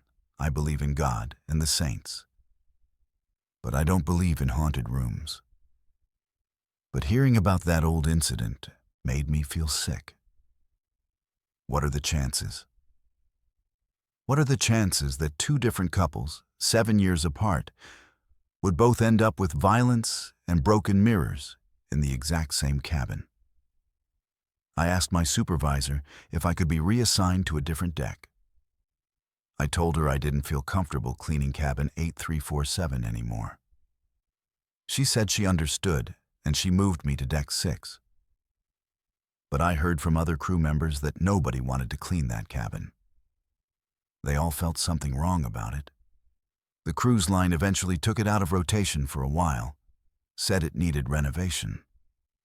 But I think they just didn't want to deal with passengers complaining about bad energy or whatever. I still think about Jennifer sometimes. Wonder what really happened to her that night. The official story is that Brian probably killed her in some kind of rage or psychotic episode, and then disposed of her body somewhere on the ship in a way that couldn't be traced. Maybe he threw her overboard when the cameras weren't looking. Maybe he hid her body somewhere so well that even a thorough search couldn't find it. The FBI seemed to think that was the most logical explanation, even though they could never prove it. They couldn't charge Brian with murder without a body, without evidence, without anything except a trashed cabin and his crazy statement about a mirror. But I was in that cabin. I saw what it looked like. And I'm telling you, it didn't look like a murder scene to me. It looked like something else. It looked like two people had fought against something, not against each other. The way the furniture was thrown around, the way the scratches were on the wall, the way the glass was everywhere, like an explosion. It looked like panic, like terror, like they were both trying to escape from something. And Brian's scratches. They weren't defensive wounds like you'd get if someone was attacking you. They were all over him, random and frantic, like he'd been clawing at himself or at something invisible. The medical examiner said some of the scratches looked self-inflicted, but others didn't match that pattern. They couldn't explain it. I know how crazy this sounds. I know people will say I'm just a cleaning lady who doesn't understand what evidence means, who's making up stories because the truth is too boring. But I cleaned that cabin. I smelled that blood. I saw that broken mirror with the scratches around it, like someone had tried to climb inside it or pull themselves through it. And I can't shake the feeling that Brian was telling the truth. Not the logical truth. Not the truth that makes sense to investigators and FBI agents. But his truth. What he experienced in those final moments before his mind broke. She went through the mirror. Maybe he meant she broke the mirror and cut herself so badly she bled out. Maybe he meant he pushed her into it in a rage and killed her. Maybe he meant something else entirely, something that can't be explained by logic and evidence and crime scene investigation. I don't know. I'll never know. But I do know that I'll never forget the sight of that cabin. And I'll never forget the feeling I had standing in that doorway. The feeling that something impossible had happened there. Something that left one person dead or disappeared, and another person's mind shattered into as many pieces as that mirror on the wall. They eventually reopened cabin 8347 after replacing everything.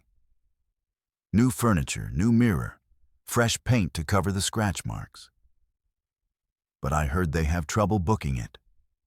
People check in, then request to be moved to a different cabin. They say they hear noises at night, see shadows, feel uncomfortable. The cruise line denies there's anything wrong with it, says it's all just rumors and superstition. Maybe they're right. Maybe it's just a cabin like any other cabin, and what happened there in 2009 and again in 2016 was nothing more than terrible coincidence. But I don't clean on Deck 8 anymore. I don't go near that cabin. And every time I pass a mirror now, even in my own home, I think about Jennifer and wonder where she went. Through the glass, through madness, through death. I'll never know. But I'll always remember the blood on those sheets and the desperate scratches on that wall. And I'll always hear Brian's broken voice repeating those 5 words that haunt me still. She went through the mirror. My name is Patricia, and I'm a forensic psychiatrist with over 30 years of experience evaluating victims and perpetrators of violent crimes. I've interviewed serial killers, assessed domestic abusers, testified in hundreds of court cases about the psychology of fear and control. I thought I understood how predators operate, how they track their victims, how they manipulate systems to maintain power. But what happened in September 2020 on a cruise from Miami taught me that sometimes the systems designed to protect us become the very tools that enable our destruction. I met a woman named Claire who was running for her life. And I watched her vanish because nobody believed the threat was real until it was too late. I'd booked the cruise as a solo traveler myself, needing a break after a particularly brutal year of pandemic isolation and difficult cases. September 2020 was still early in the reopening. and cruise ships were just beginning to sail again with reduced capacity and enhanced safety protocols. I chose Norwegian because they had a good reputation and the ship wasn't fully booked, which meant I'd have space to think and decompress. I wasn't looking to socialize. I just wanted a week of ocean views and silence. Claire sat down at my table the first night at dinner. The dining room was operating at half capacity with assigned seating to maintain distancing, and we'd been placed together. She was 38, attractive in an understated way, with dark hair pulled back in a ponytail and nervous hands that kept adjusting her napkin. She apologized for intruding on my solitude and offered to request a different table if I preferred to eat alone. I told her it was fine, that I didn't mind the company. Something about her immediately struck me as familiar. Not her face, but her energy. The hypervigilance.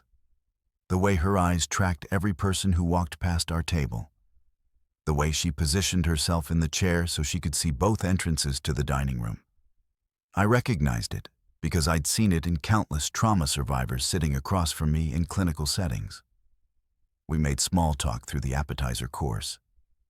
She told me she was a graphic designer from Portland, that this was her first cruise, that she'd always wanted to see the Bahamas. Surface-level conversation, nothing personal.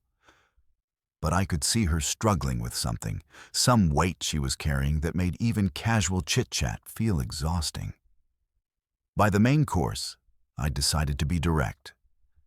I told her I was a psychiatrist and that I couldn't help but notice she seemed anxious. I asked if she was all right. Claire looked at me for a long moment, probably debating whether to trust a stranger. Then she set down her fork and said she needed to tell someone, needed another person to know what was happening in case something went wrong. She said she was running away from her ex-husband, James, who'd been abusing her for years. She'd finally left him 8 months ago, gotten a restraining order, moved to a different city, changed her phone number. But James wouldn't accept it. He'd violated the restraining order 4 times, showed up at her new apartment, followed her to work, sent her threatening messages from burner phones. The police kept arresting him, and he kept getting released. The system, she said, was failing her. 2 weeks before the cruise, Claire's lawyer had advised her to disappear for a while, to go somewhere James couldn't find her while they worked on getting a more permanent protective order. Claire had booked the cruise using her maiden name, paid in cash, didn't tell anyone where she was going except her lawyer and her sister. She thought she'd be safe on a ship in the middle of the ocean. But she couldn't shake the feeling that James had somehow found out. She kept seeing men who looked like him in the crowds. She'd wake up in the middle of the night convinced someone was trying to get into her cabin. She knew it was probably paranoia, probably PTSD from years of abuse, but she couldn't turn off the fear. I listened to all of this with my clinical training, trying to assess her mental state.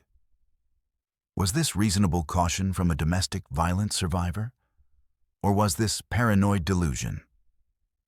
The line between the two can be thin, especially in cases of prolonged abuse. Victims develop what we call hypervigilance, an adaptive response to chronic threat that can look like paranoia to outsiders. But Claire seemed rational, coherent, grounded in reality.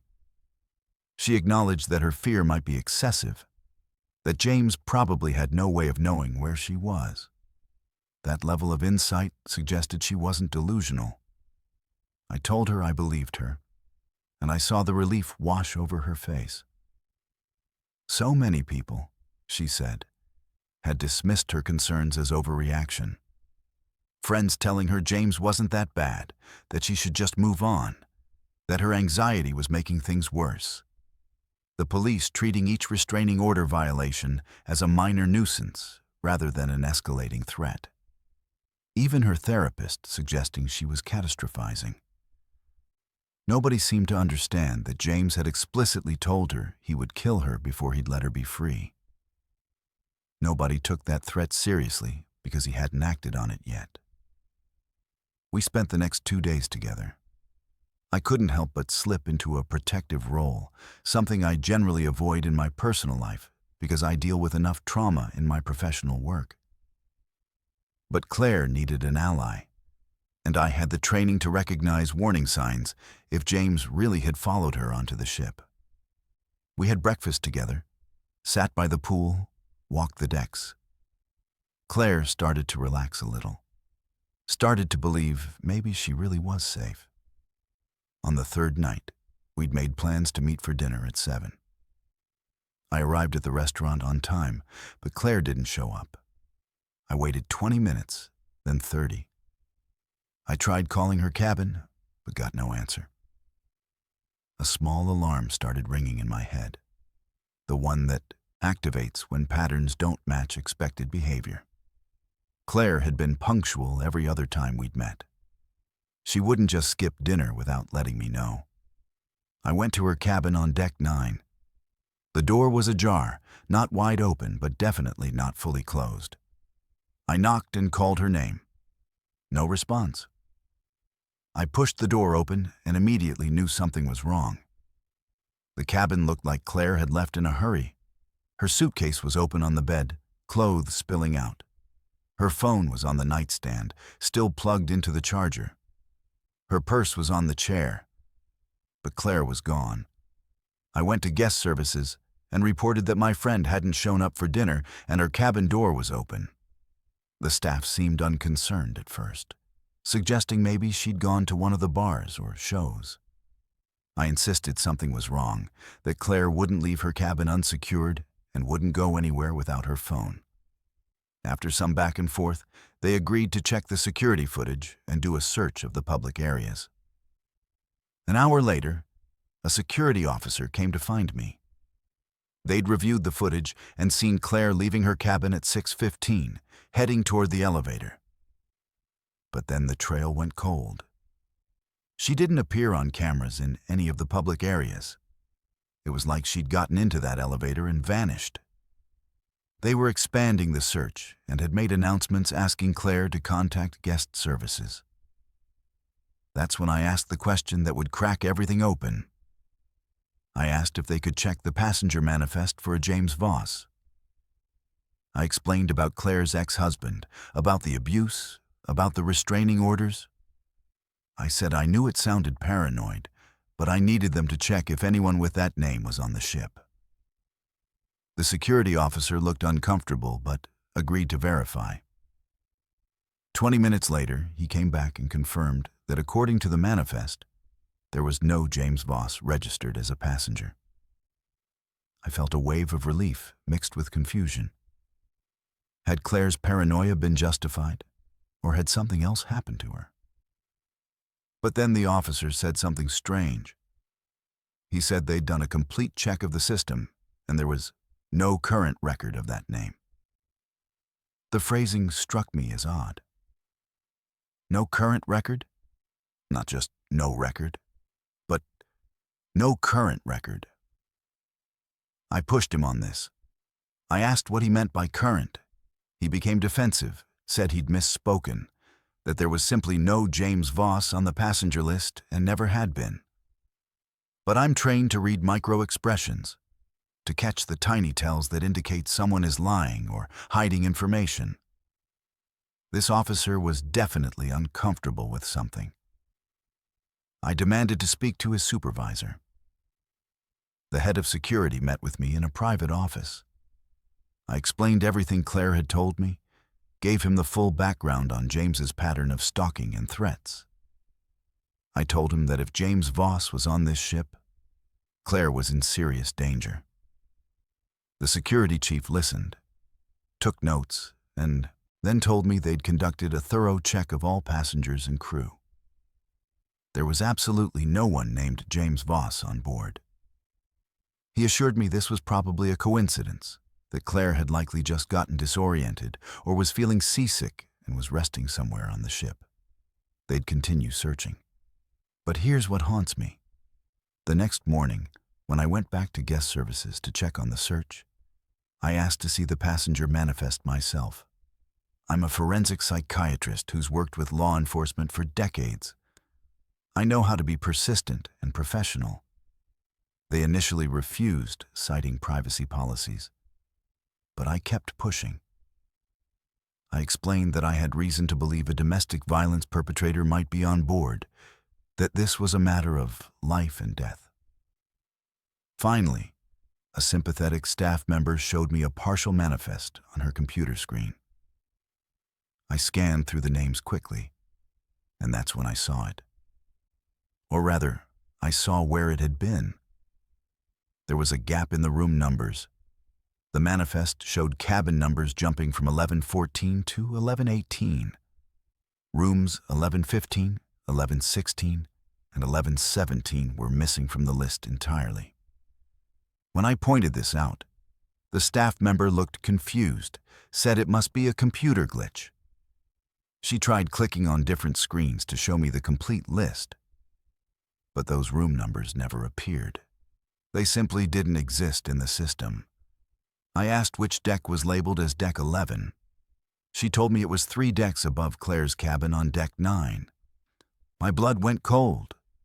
I asked if we could physically go to Deck 11 and check if those cabin numbers existed. The staff member made some excuse about being busy and ushered me out of the office. But I went to Deck 11 myself.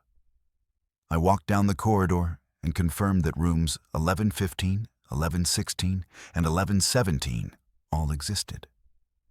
They had doors, they had room numbers, they were real physical spaces.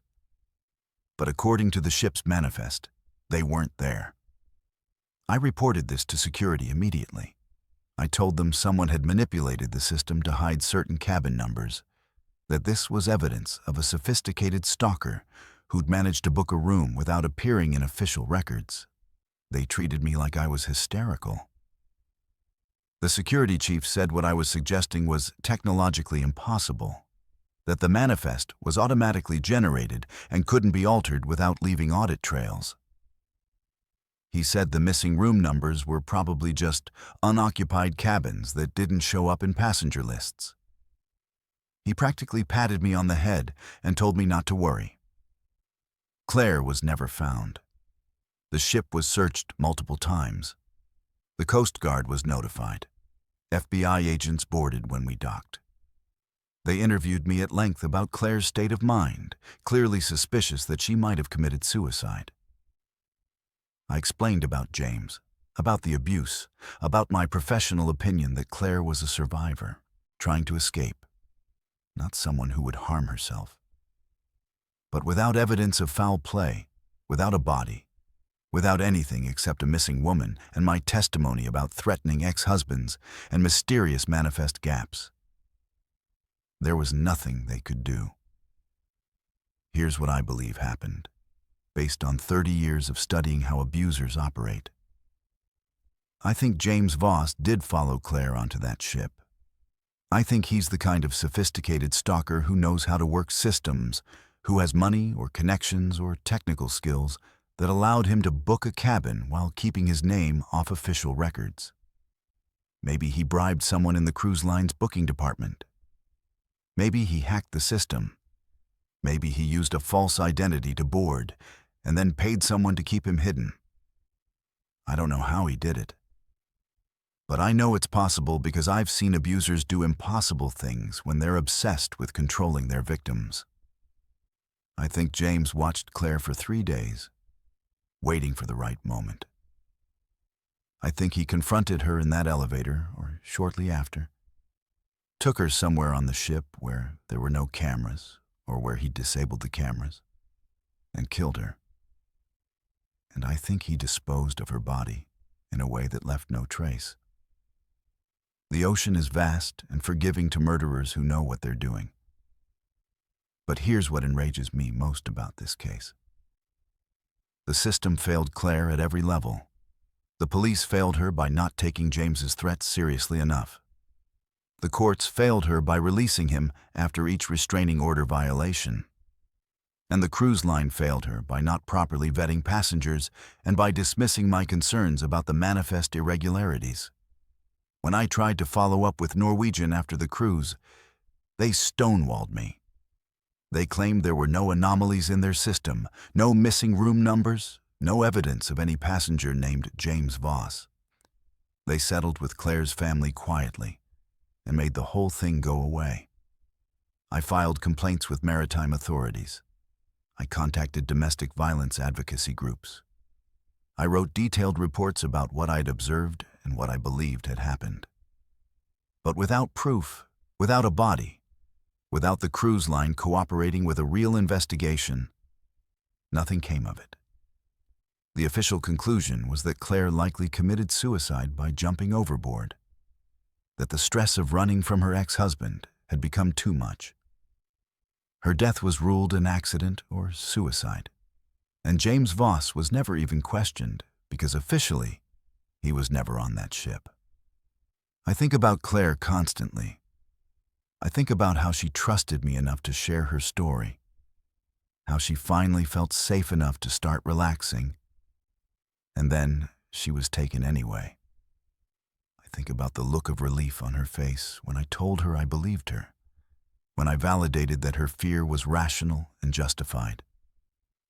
And I think about how that validation meant nothing in the end, because the systems meant to protect her were either incompetent or complicit. This is what people don't understand about domestic violence. The abuse doesn't end when the victim leaves. Sometimes it escalates. Sometimes the abuser becomes so enraged by the loss of control that they become homicidal. Claire knew this. She told me explicitly that James had said he'd kill her before letting her go. Everyone dismissed that as dramatic language, as metaphor. But abusers tell us exactly what they're going to do. We just don't listen until it's too late. I'm 61 years old, and I've spent my career trying to understand and prevent violence. But I couldn't prevent what happened to Claire. I saw the danger. I reported it. I did everything I was supposed to do. And she was still murdered. Or that's what I believe happened, even if I can never prove it. And the man who killed her walked off that ship and disappeared back into society, protected by missing manifest entries and computer errors and a system that prioritizes corporate liability over women's lives. If you're reading this and you're running from an abuser, please hear me. Your fear is valid. Your instincts are trying to protect you. When someone threatens to kill you, believe them. And don't trust that any system, not the police, not the courts, not even the middle of the ocean, can keep you safe if your abuser is determined enough. Claire did everything right, and it still wasn't enough. That's the horrifying truth I have to live with. That sometimes doing everything right still ends in death, and the only people who face consequences are the victims. My name is Derek, and I'm 23 years old. And I need to tell you about the night a man disappeared in front of 200 people. And nobody realized it wasn't part of the show. I work as an entertainment coordinator on Carnival cruise ships, which basically means I organize karaoke nights, trivia contests, and talent shows. It's a fun job, nothing too serious, just keeping passengers entertained while they're at sea. But what happened in April 2018 during the passenger talent show still messes with my head. I watched a guy vanish into thin air on stage, and everyone clapped like it was the best trick they'd ever seen. The talent show was scheduled for the third night of a 4-day cruise from Miami to Nassau. We always do these shows, and they're usually pretty bad in a fun way. You get kids doing terrible dance routines, drunk guys trying to sing Frank Sinatra, elderly women playing ukuleles. It's amateur hour, and everyone knows it. But that's what makes it entertaining. People aren't expecting Broadway. They're just having a good time. I'd been organizing these shows for 2 years and thought I'd seen everything. The guy's name was Paul, and he signed up for the talent show on the first day of the cruise. He came to my activities desk around noon and asked if there were still spots available for performers. I told him sure, we always have room, and I asked what his act was. He said he did magic tricks, simple stuff, nothing fancy. He seemed like a normal middle-aged guy, maybe 50 or so, wearing khakis and a button-up shirt, very average looking. The kind of person you'd forget about 5 minutes after meeting him. I wrote down his name as Paul Hendricks and told him to be backstage by 8 o'clock on Wednesday night. Wednesday came, and I was running around like crazy, setting up the stage in the main theater, testing microphones, organizing the performance order. We had 12 acts signed up, which was more than usual. Paul showed up early, around 7:30, carrying this large collapsible box that looked like it was made of black fabric stretched over a metal frame. He asked if he could store it backstage until his performance, and I said no problem. He was scheduled to go on 9th, near the end of the show. The talent show started at 8, and everything was going normally. We had a 10-year-old girl singing Disney songs, a couple doing a ballroom dance, a guy playing acoustic guitar, all the usual stuff. The audience was into it, cheering and clapping, having a great time. Around 9:15, it was Paul's turn. I introduced him as Paul the Magnificent, which made people laugh because he definitely didn't look magnificent. He walked out on stage carrying his collapsible box and set it up center stage. Paul started with some basic card tricks, pulling cards from behind people's ears, guessing which card audience members had picked, standard beginner magic stuff. He wasn't particularly good at it. You could see him fumbling with the cards a couple times, and his patter was awkward. People were polite but not super impressed. Then he moved on to some coin tricks, making quarters disappear and reappear. Again, nothing special. I was standing in the wings watching and thinking this was going to be one of the weaker acts of the night. But then Paul announced his finale. He said he was going to perform the greatest disappearing act anyone had ever seen, and people kind of chuckled because he'd been so mediocre up to that point. He positioned the collapsible box so it was facing the audience. Then he asked for a volunteer from the crowd to inspect it and confirm it was just a regular box with no hidden compartments or trap doors. A guy from the front row came up and looked it over, knocked on the sides, looked inside, said it seemed like a normal fabric box. The volunteer went back to his seat.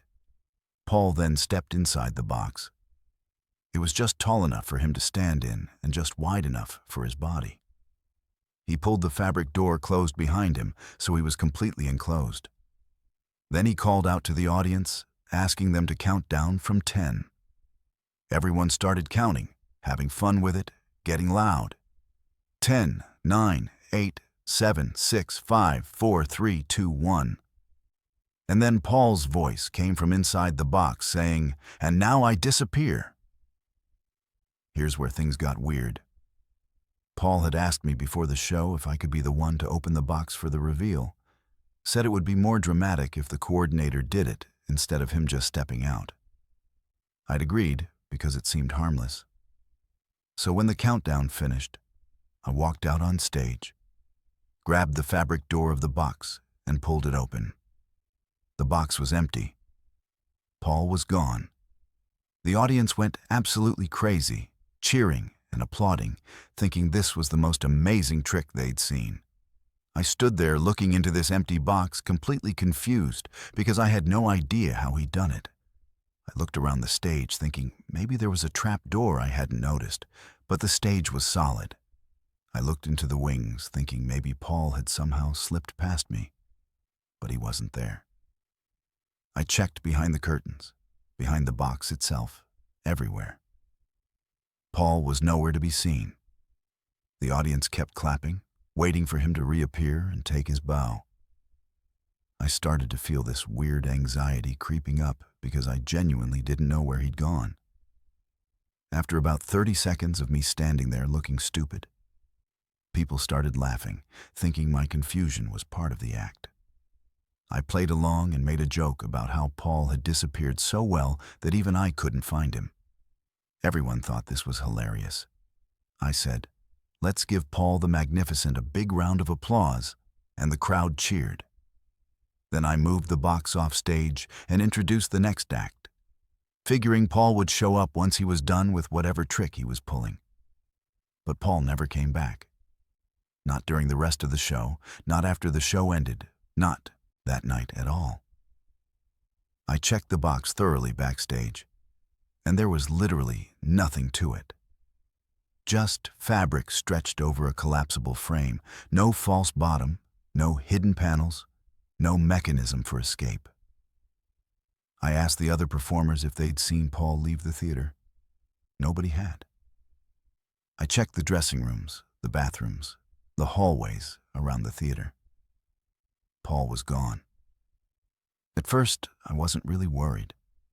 I figured he'd pulled off some elaborate trick and was hiding somewhere on the ship waiting to reveal himself later, maybe planning to show up at breakfast the next morning and surprise everyone.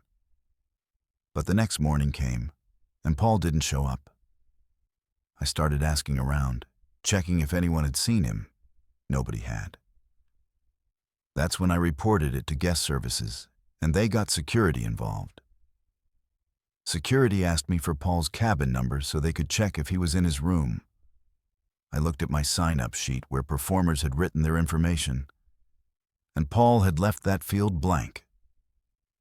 I'd been so busy, I hadn't noticed he never wrote down his cabin number. Security said they'd look him up in the passenger system using his name.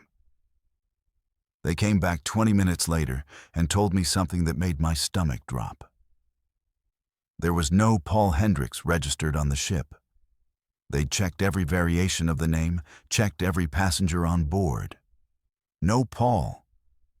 I told them that was impossible, that Paul had been performing in the talent show, that 200 people had watched him do magic tricks on stage. Security asked if I'd checked his ID when he signed up. I admitted I hadn't because we never check IDs for talent show participants. Why would we? It's just a fun activity, not a security checkpoint. They asked if anyone else had interacted with Paul or could confirm he'd been on the ship. I realized that I was probably the only crew member who'd spoken to him directly, and even then, it had only been for a few minutes when he signed up. Security reviewed the footage from the theater. The cameras clearly showed Paul walking on stage, performing his act, stepping into the box, and then me opening the box to reveal it empty. But they couldn't find any footage of Paul anywhere else on the ship. Not in the hallways, not in the dining rooms, not on the pool deck. It was like he'd materialized specifically for the talent show and then vanished. They checked the passenger boarding records from Miami. No Paul Hendricks had scanned a boarding pass. No one matching his description appeared on any security footage from embarkation. The more security investigated, the weirder it got. They searched the entire ship for Paul, checking every cabin, every storage area, every restricted zone. Nothing. They interviewed the audience members who'd been at the talent show. Everyone confirmed they'd seen a middle-aged man perform magic tricks and then disappear into a box. The guy who'd volunteered to inspect the box gave a detailed description of Paul, but nobody could explain where he'd gone. Security eventually concluded that Paul must have been a stowaway who'd somehow snuck onto the ship without going through proper boarding procedures. They theorized that maybe he'd bribed a crew member to let him on, or maybe he'd hidden in a supply truck and snuck aboard that way. But that didn't explain how he disappeared from a sealed box on stage in front of 200 witnesses. It didn't explain where he'd gone afterward. And it didn't explain why he'd risk getting caught just to perform in a cruise ship talent show. The FBI got involved when we docked back in Miami. They interviewed me for hours, asking me to describe every interaction I'd had with Paul, every detail I could remember. I told them everything, but it wasn't much. Paul had been completely unremarkable, except for the fact that he'd literally vanished. The FBI searched the ship again, brought in dogs, used thermal imaging cameras. They found nothing. No body, no trace of Paul, no explanation for what had happened. The weirdest part is that Paul left the collapsible box behind. The FBI took it as evidence and had their forensics team examine it. They confirmed what I'd already seen, that it was just a regular fabric box with no tricks or mechanisms. There was no way someone could disappear from inside it. But Paul had.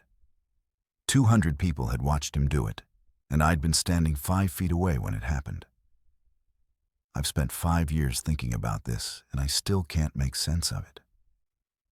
Sometimes I wonder if Paul was running from something, if he'd planned this elaborate disappearance and used the talent show as his exit strategy. Maybe he had help, someone on the crew who was in on it, someone who created blind spots in the security footage and helped him get off the ship. But that seems like such an insane amount of effort for something that could have been accomplished much more simply. Other times I wonder if something darker happened, if Paul was involved in something illegal or dangerous and his disappearance wasn't voluntary. Maybe someone was after him and he was trying to vanish before they found him. Maybe he succeeded. Or maybe they found him anyway and disposed of him in a way that left no trace. The conspiracy theories online are wild. Some people think Paul was a ghost, that he was never really there at all, and everyone in the audience experienced some kind of mass hallucination. Some people think he was an alien or a time traveler who literally teleported away. Some people think the cruise line knows what happened and covered it up to avoid bad publicity. I've read all these theories, and none of them make more sense than the others. What haunts me is the applause. 200 people clapping and cheering while a man vanished from existence. Everyone thought it was entertainment, thought it was the best magic trick they'd ever seen. And maybe it was. Maybe Paul pulled off the greatest disappearing act in history. But magic tricks are supposed to end with the magician reappearing and taking a bow. Paul never came back, and I'm left here 5 years later, still wondering what I witnessed on that stage. Was it murder, suicide, an escape? Or was it actually impossible, actually something that defies every law of physics and logic I've ever known? I still work on cruise ships. I still organize talent shows. But I don't let people do magic tricks anymore. I tell them it's a liability issue, that we can't have props and equipment on stage for insurance reasons. Really, I just can't handle watching someone step into a box and wondering if they're going to disappear too. Because I know now that sometimes people vanish and they don't come back. And sometimes 200 people watch it happen and nobody realizes anything's wrong until it's too late. The show must go on, right? That's what they always say. But Paul's show never ended. He just left in the middle of his finale. And I'm still waiting for him to reappear and take his bow. My name is Robert, and I've been with the Coast Guard for 22 years. I've pulled bodies from the water, rescued drowning swimmers, recovered victims of boating accidents. I understand ocean currents, water temperature, human physiology, survival rates. I know what's possible and what isn't when someone goes into the Atlantic at night. But in August 2019, I responded to a distress call that violated every principle of maritime science I've ever learned. I saw something that night that shouldn't exist, and 4 other trained professionals saw it too. We don't talk about it anymore, but I think about it constantly. The call came in at 1:17 in the morning on August 9th. A Royal Caribbean cruise ship had reported a passenger overboard approximately 40 nautical miles east of Nassau. The passenger was a 34-year-old woman named Elena, who had allegedly jumped from deck 10 after an argument with her boyfriend. Multiple witnesses had seen her go over the railing. The ship had immediately initiated man-overboard procedures, turned around, and begun searching with spotlights. Our station dispatched 2 rescue boats and a helicopter within minutes. I was commanding one of the rescue boats, a response vessel designed for exactly this type of situation. We were underway within 8 minutes of receiving the call, heading toward the coordinates the cruise ship had provided. The ocean conditions were relatively calm that night. Seas at 2 to 3 feet, wind around 10 knots. Visibility was decent with a 3/4 moon. If someone was in the water and still alive, these were about as good as conditions get for a rescue. But I knew the statistics. When someone goes overboard from a cruise ship at night, the survival rate is less than 20%. And that's being generous. We arrived on scene at 1:53, about 36 minutes after Elena had entered the water. The cruise ship was lit up like a Christmas tree, spotlights scanning the ocean in all directions. They'd deployed 2 of their own lifeboats with crew members searching. Our helicopter was circling overhead with thermal imaging cameras. We established a search pattern based on the point where witnesses had seen Elena go over, accounting for current drift and wind. The water temperature was 82 degrees, which sounds warm but can still lead to hypothermia after several hours. More immediately dangerous was the physical exhaustion of treading water and fighting current. I interviewed the boyfriend while we searched. His name was Thomas, and he was a mess, crying and hyperventilating on the deck of the cruise ship. He said they'd been drinking heavily at one of the bars, got into an argument about something stupid he couldn't even remember now. Elena had gotten upset and stormed off. He'd followed her up to deck 10 trying to apologize. She was standing at the railing looking out at the ocean, still angry. He said she'd been talking about how trapped she felt in their relationship, how she needed space, how she couldn't breathe.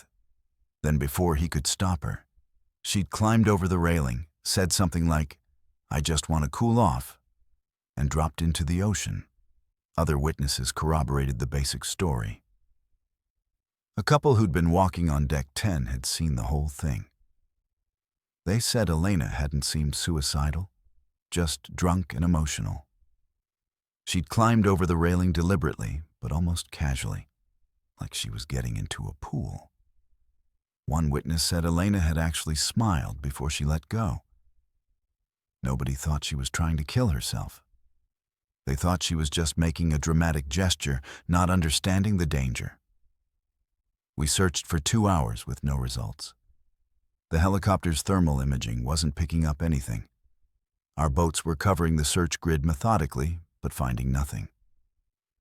By 3:30 in the morning, I was starting to accept that this was going to be a recovery operation rather than a rescue. 4.5 hours in water, even warm water, even for a strong swimmer, was pushing the absolute limits of human endurance. Elena was almost certainly dead by this point. That's when one of the cruise ship's lifeboats radioed in. They said they'd spotted someone in the water approximately 4 miles northeast of where Elena had gone overboard. They described seeing a person swimming with strong, steady strokes, heading toward the Bahamian coast.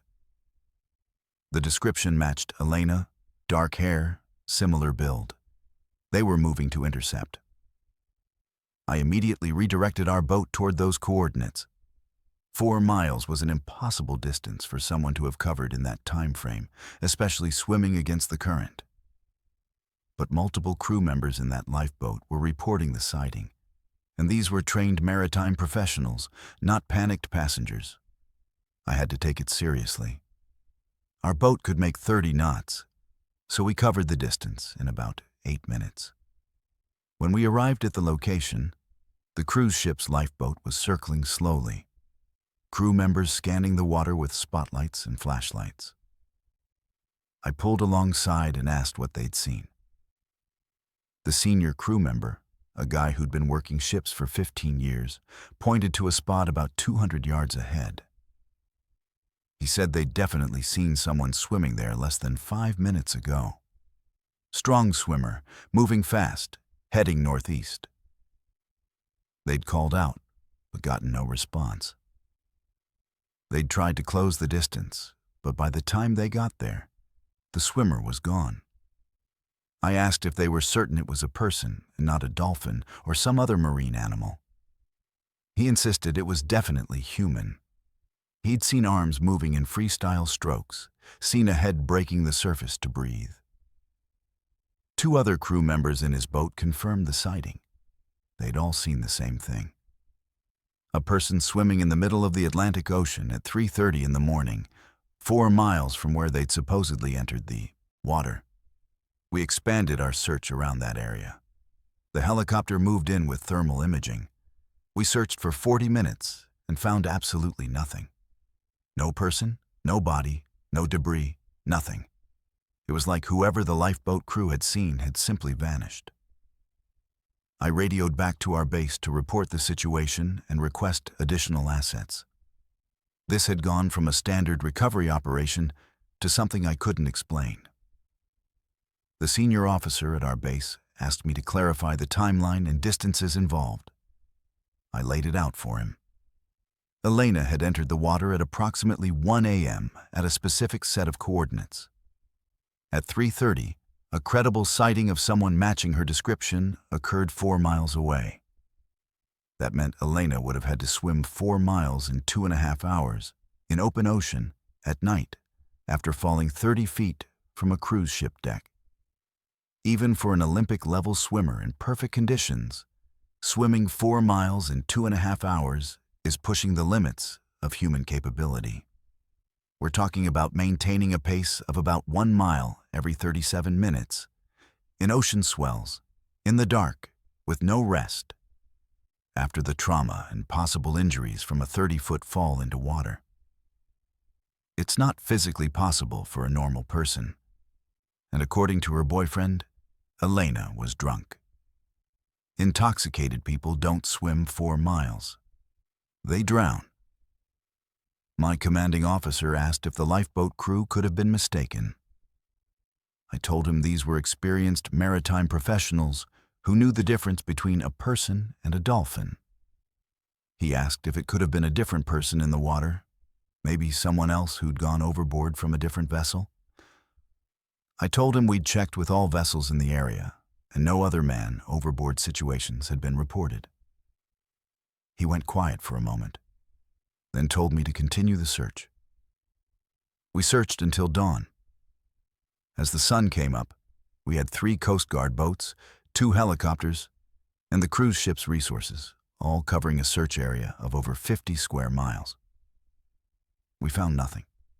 No body, no clothing, no personal effects, no sign that Elena had ever been in that water. At 8 a.m., the decision was made to suspend active searching and transition to a monitoring status. We'd keep eyes out, check with other vessels, monitor beaches for anything that washed up.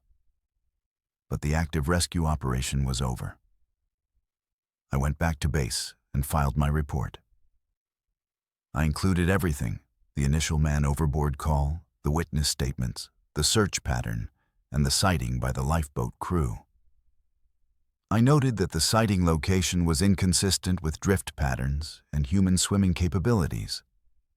I noted that thermal imaging had failed to confirm the sighting. I documented it all professionally and factually, but I couldn't shake the feeling that something impossible had occurred. 3 days later, Elena's body washed up on a beach in Eleuthera, one of the Bahamian islands. A local fisherman found her and reported it to authorities. The Bahamian police confirmed her identity and coordinated with us and the FBI. Here's what made it even stranger.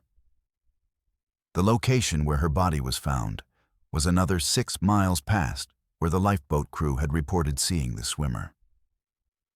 If Elena had actually been swimming at 3:30 a.m. where they saw her, and if she'd continued swimming in the same direction, she could theoretically have reached the area where her body was found.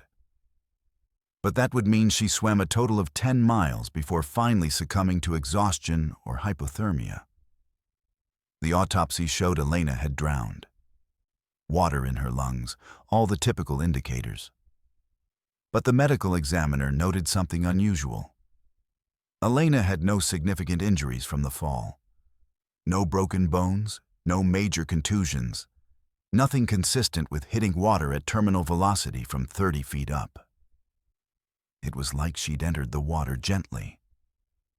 The examiner also noted that Elena's muscle tissue showed signs consistent with extreme physical exertion, like she'd been swimming intensely for an extended period before death. I spoke with the crew members from the lifeboat who'd reported the sighting. I wanted to hear their account again, see if they'd stick to their story. They did. All three of them insisted they'd seen a woman swimming strongly through the water at 3:30 in the morning. They described her stroke technique, said she looked like she knew what she was doing. One of them said something that bothered me. He said the swimmer had looked wrong somehow, that the movements were too smooth, too effortless for someone who'd been in the water for hours. I've tried to rationalize this case 100 different ways. Maybe Elena was a secret Olympic-level swimmer with extraordinary endurance. But her boyfriend said she rarely exercised, and he'd never seen her swim. Maybe adrenaline and survival instinct kicked in and gave her superhuman strength. But adrenaline doesn't change the laws of physics. Maybe the lifeboat crew saw someone else in the water, another person who was never reported missing. But what are the odds of that happening at the exact time and place we were searching for Elena? The official conclusion was straightforward. Elena jumped from the cruise ship, swam for a period of time, eventually became exhausted, drowned, and her body drifted to where it was found. The sighting by the lifeboat crew was acknowledged in reports, but not heavily emphasized. The case was closed as an accidental death by drowning following voluntary entry into the water. Elena's family was notified, her body was repatriated, and everyone moved on. But I can't move on. I've done the math too many times. I've calculated current speeds, drift patterns, swimming velocities. There's no scenario where a drunk woman who jumped off a cruise ship at 1 a.m. makes it 4 miles to where she was sighted at 3:30. Then another 6 miles to where her body was found, all while swimming against prevailing currents. It defies everything I know about maritime rescue and human capabilities. Sometimes I wonder if Elena had help. Maybe she grabbed onto some debris we didn't spot, some piece of driftwood or trash that helped her stay afloat and move faster than she could have swum. But our searches were thorough, and we found no debris. Sometimes I wonder if the initial witnesses were wrong about when she entered the water. If maybe she'd gone over earlier and had more time to cover the distance. But multiple independent witnesses confirmed the timeline, and the ship's logs showed exactly when the man overboard alarm was triggered. The thing that haunts me most is what that crew member said about the swimmer looking wrong. I've seen hundreds of people in the water. Drowning victims, survivors clinging to wreckage, strong swimmers in distress. They all look human. They all look like they're struggling against the ocean. But according to that crew member, the woman they saw wasn't struggling. She was swimming like the ocean wasn't even there, like she was in a calm pool, like the water was cooperating with her instead of trying to kill her. I'm 45 years old, and I've spent half my life on the water. I believe in science, in physics, in the measurable realities of ocean rescue. But this case broke something in my understanding of what's possible. Either Elena had abilities that science can't explain, or something else happened out there that night. Something that multiple trained observers witnessed, but that doesn't fit into any rational framework. I still work search and rescue. I still respond to man overboard calls. But now, when I'm out there in the dark water searching with spotlights, I sometimes wonder what else is swimming out there. What else might be moving through the ocean in ways that don't make sense, covering distances that shouldn't be possible, surviving in conditions that should be fatal. The ocean keeps its secrets, and maybe Elena's story is one of them. All I know for certain is that I saw something impossible that night, and I'll never be able to explain it. My name is Harold, and I've been married for 50 years to the most beautiful woman I've ever known. Or I was married for 50 years. I don't know what tense to use anymore because Dorothy is gone, but I never got to say goodbye. She vanished on what was supposed to be the celebration of our life together. And the worst part is that I could have prevented it if I'd just paid closer attention. If I'd noticed the signs. If she'd trusted me enough to tell me the truth about what was happening to her mind. We booked the cruise to celebrate our 50th wedding anniversary. 50 years. Half a century with the same person, waking up next to her every morning, holding her hand through everything life threw at us. We raised 3 children together, buried both our parents, survived my heart attack and her cancer scare, made it through all the normal struggles that marriages face. I thought we knew everything about each other. I thought after 50 years there were no secrets left between us. I was wrong. The cruise was Dorothy's idea. She'd always wanted to see the Caribbean, and I'd always been too busy with work or too worried about money to make it happen. But we were both retired now, living on our pensions and Social Security, and our kids had pooled their money together to buy us the cruise as an anniversary gift. 7 days from Miami through the Bahamas. Dorothy was so excited. She spent weeks planning what to wear, buying new dresses, getting her hair done. I hadn't seen her that happy in years. We boarded the ship in January 2017. It was a Royal Caribbean cruise, one of the big ships with thousands of passengers. Dorothy was overwhelmed by the size of it at first. She kept saying she hoped we wouldn't get lost, and I laughed and told her we'd figure it out together like we always did. Our cabin was on deck 8, and we spent the first day exploring the ship, finding the restaurants and the pool deck and the theater. Dorothy made me take pictures of everything. She wanted to remember every detail. The first few days were perfect. We had breakfast on the balcony watching the ocean. We played trivia games and went to shows at night. We danced together at the formal night party, slow dancing like we did at our wedding 50 years ago. Dorothy looked so beautiful in her new dress, smiling up at me, telling me she loved me. I held her close and thought about how lucky I was to still have her after all these years. On the 4th night, formal night, we went to dinner at the main dining room on deck 5. Dorothy had been looking forward to this all week.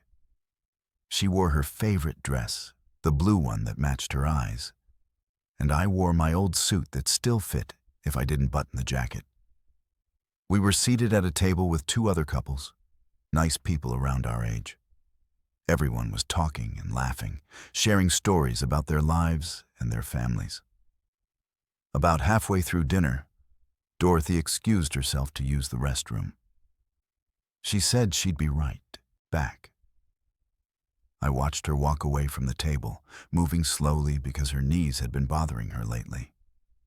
She smiled at me over her shoulder before she turned the corner. That was the last time I saw my wife. After 15 minutes, I started to worry. Dorothy had never been the type to take forever in the bathroom. After 20 minutes, I excused myself and went to check on her. I found the ladies' restroom and asked a woman coming out if she'd seen an elderly lady in a blue dress. She said no, the bathroom was empty. I checked with the staff at the nearby service station. Nobody had seen Dorothy. I started walking through deck 5, calling her name, checking every hallway and corner. Nothing.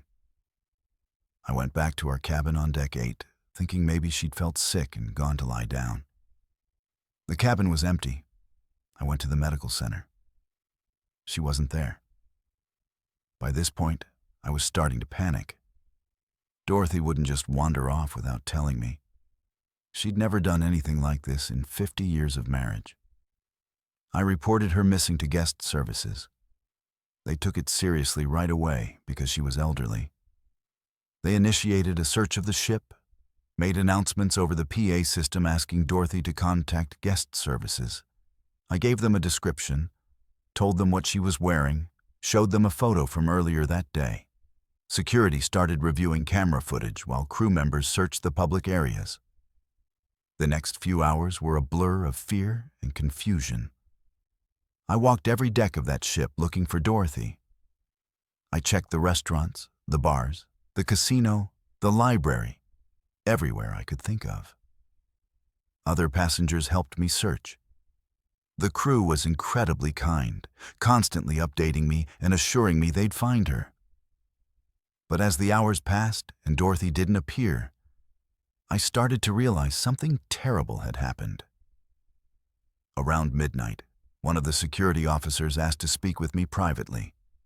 He said they'd reviewed the camera footage and found Dorothy leaving the dining room at the time I'd said. The cameras showed her walking toward the restroom, but then she'd taken a wrong turn. Instead of going into the ladies' room, she'd gone through a door marked "Crew Only" that apparently hadn't been properly secured.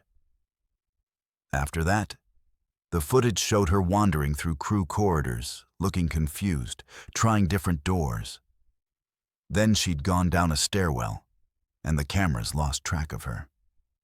They'd searched the crew areas where she'd been seen on camera but hadn't found her. The problem was that cruise ships have miles of corridors and storage areas in the crew sections, places that aren't regularly used or monitored. If Dorothy had wandered deep enough into those areas, she could be anywhere. They were expanding the search to include maintenance spaces, storage rooms, even the engine areas. They assured me they'd find her. But they didn't find her. Not that night, not the next day, not ever. The ship was searched from top to bottom. They brought in dogs. They opened every locked door, checked every storage closet, every supply room, every single space on that massive vessel. Dorothy had vanished completely. The Coast Guard was notified. The FBI got involved when we docked. It became this massive investigation, but my wife was just gone. 3 days after Dorothy disappeared, I was going through her purse looking for something to give to the investigators. That's when I found the papers from her doctor. Medical records that Dorothy had hidden from me. Test results showing early-stage Alzheimer's disease. The diagnosis was from 6 months before our cruise. 6 months that Dorothy had been dealing with this alone, hiding it from me, pretending everything was fine. I sat in our empty cabin holding those papers and just broke down. Everything suddenly made sense. The times Dorothy had seemed confused about where she'd parked the car, the appointments she'd forgotten, the way she'd sometimes lose track of conversations or repeat herself. I'd chalked it all up to normal aging, to both of us getting older and more forgetful. But it was Alzheimer's, and Dorothy had known, and she'd kept it secret. I called our daughter and asked if she'd known about her mother's diagnosis. She said yes, that Dorothy had told her, but made her promise not to tell me. Dorothy didn't want me to worry. She didn't want to become a burden. She was scared I'd see her differently, treat her like she was broken. So she'd hidden it, taken her medication in secret, covered up her confusion and memory lapses, all to protect me from the truth. And now I understood what had happened on the ship. Dorothy had gotten disoriented. She'd left the dining room to use the restroom but couldn't remember where it was. She'd tried to find her way back, but the Alzheimer's had confused her. She'd wandered into areas she shouldn't have been, gotten lost in the maze of crew corridors. And by the time anyone realized she was missing, she was too deep in the ship to find her way out or for anyone to easily find her. The ship's management was sympathetic, but ultimately helpless. They'd done everything they could. Every accessible area had been searched multiple times. If Dorothy was still on the ship, She was somewhere they couldn't reach or hadn't thought to look. The theory they eventually settled on was that Dorothy had somehow made it to an exterior deck and gone overboard, though there was no evidence of this on any camera. I think they just needed an explanation that allowed them to close the case. But I don't believe Dorothy went overboard. I believe she's still on that ship somewhere. I believe she wandered into some forgotten storage area or maintenance shaft and couldn't find her way out. I believe my wife spent her last hours alone and scared and confused, calling for me while I was searching frantically on the wrong decks. The thought of it destroys me every single day. I've been back to the cruise line offices a dozen times. I've begged them to search again, to check areas they might have missed. They've been patient with me, but firm. They've searched everywhere possible. They've had structural engineers examine the ship's layout to identify any spaces that might have been overlooked. They've found nothing. Dorothy is gone, and I have to accept that. But how do you accept something like this? How do you move on when your wife of 50 years vanishes and you never get answers? Our anniversary was supposed to be a celebration of our life together. And instead, it became the worst nightmare I could imagine. I keep replaying that last moment, watching Dorothy walk away from the dinner table, smiling at me over her shoulder. If I'd known it was the last time I'd see her, I would have held her. I would have told her I loved her one more time. I would have never let her leave that table alone. The guilt eats at me constantly. I should have noticed Dorothy's Alzheimer's. I should have paid more attention to the signs. I should have been the kind of husband she could trust with something that scared her, instead of making her feel like she had to hide it from me. 50 years of marriage and my wife didn't feel safe telling me she was sick. What does that say about me? What does that say about our relationship? Our children tell me not to blame myself, that Dorothy made her own choice to keep the diagnosis secret. They say she was trying to protect me, that it came from a place of love. But all I can think is that if she'd told me, if I'd known, I would have been watching her more carefully on that ship. I would have gone with her to the restroom. I would have made sure she didn't get lost. She'd still be alive. I'm 71 years old now, and I don't know how to live without Dorothy. We were supposed to grow old together, supposed to have more time.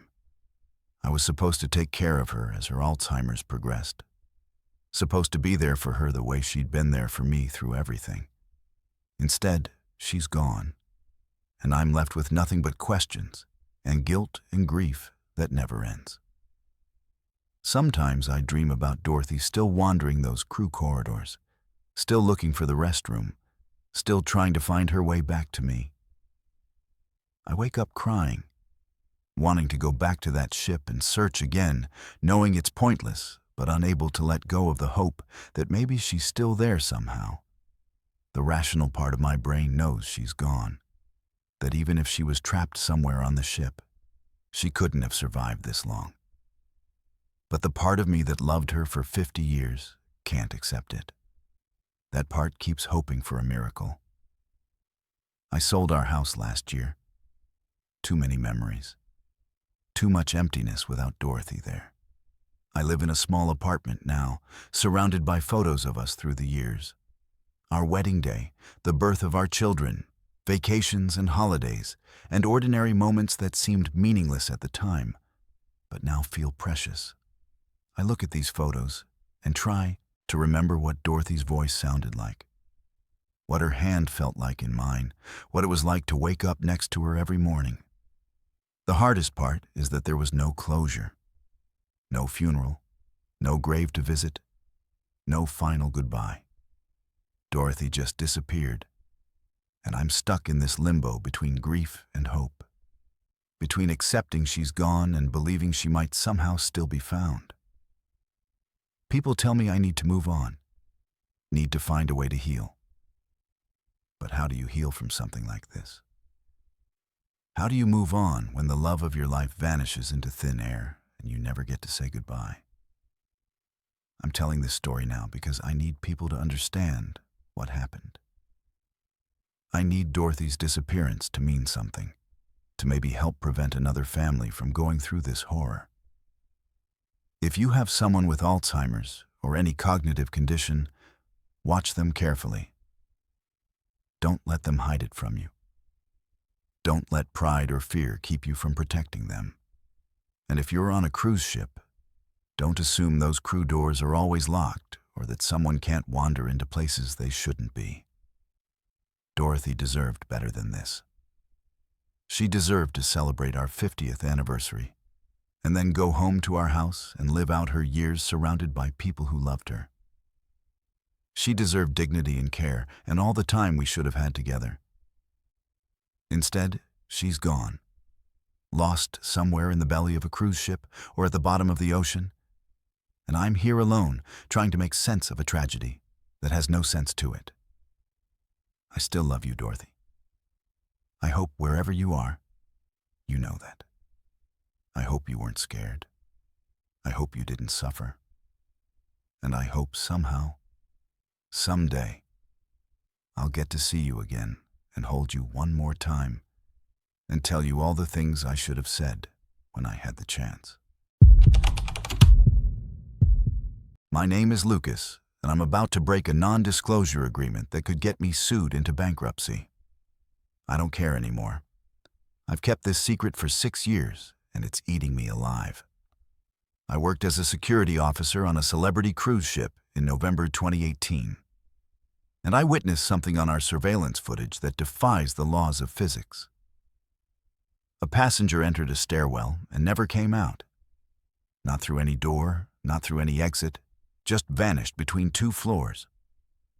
And when I tried to report it, when I showed my supervisors the evidence, I was fired and threatened into silence. But Tyler's family deserves to know the truth, and I'm done protecting a company that values profits over answers. I was 34 years old and had been working cruise ship security for 6 years. It was a decent job, better than most security gigs on land. You got to travel, the pay wasn't bad, and most days were pretty routine. Break up drunk arguments, deal with medical emergencies, investigate petty thefts.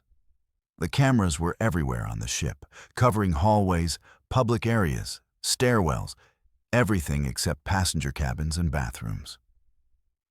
We had a room full of monitors where we could watch live feeds or review recorded footage.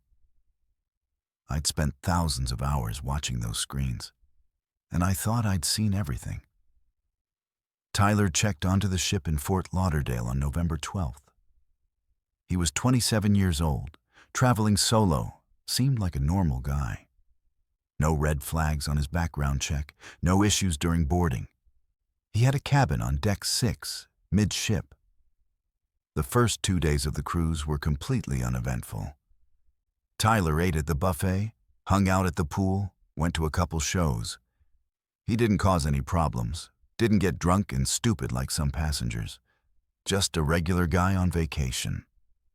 On the 3rd night, November 14th, Tyler had dinner at one of the specialty restaurants around 8 p.m. Cameras showed him leaving the restaurant at 9:30 and heading back toward his cabin. He stopped at one of the bars for a drink, stayed there until about 11, then left and took the elevator to deck 6. The elevator camera showed him getting off, and the hallway camera showed him walking toward his cabin. And then he just stopped existing. Tyler's mother called guest services the next morning when he didn't answer his phone. She'd been planning to talk to him about Thanksgiving plans. Guest services tried calling his cabin, got no answer, sent someone to knock on his door. No response. They used a master key to enter, and the cabin was empty.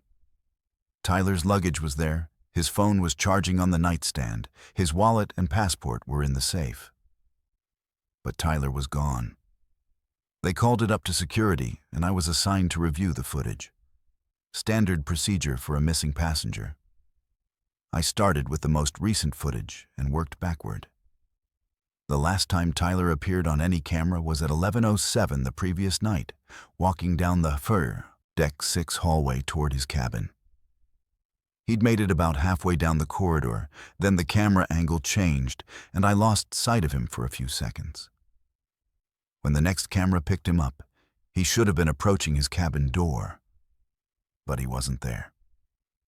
The hallway was empty. I rewound and watched again. Tyler walked into frame, moved down the hallway, stepped out of the first camera's view, and never appeared in the second camera's view. I checked the timestamp on both cameras to make sure they were synced. They were.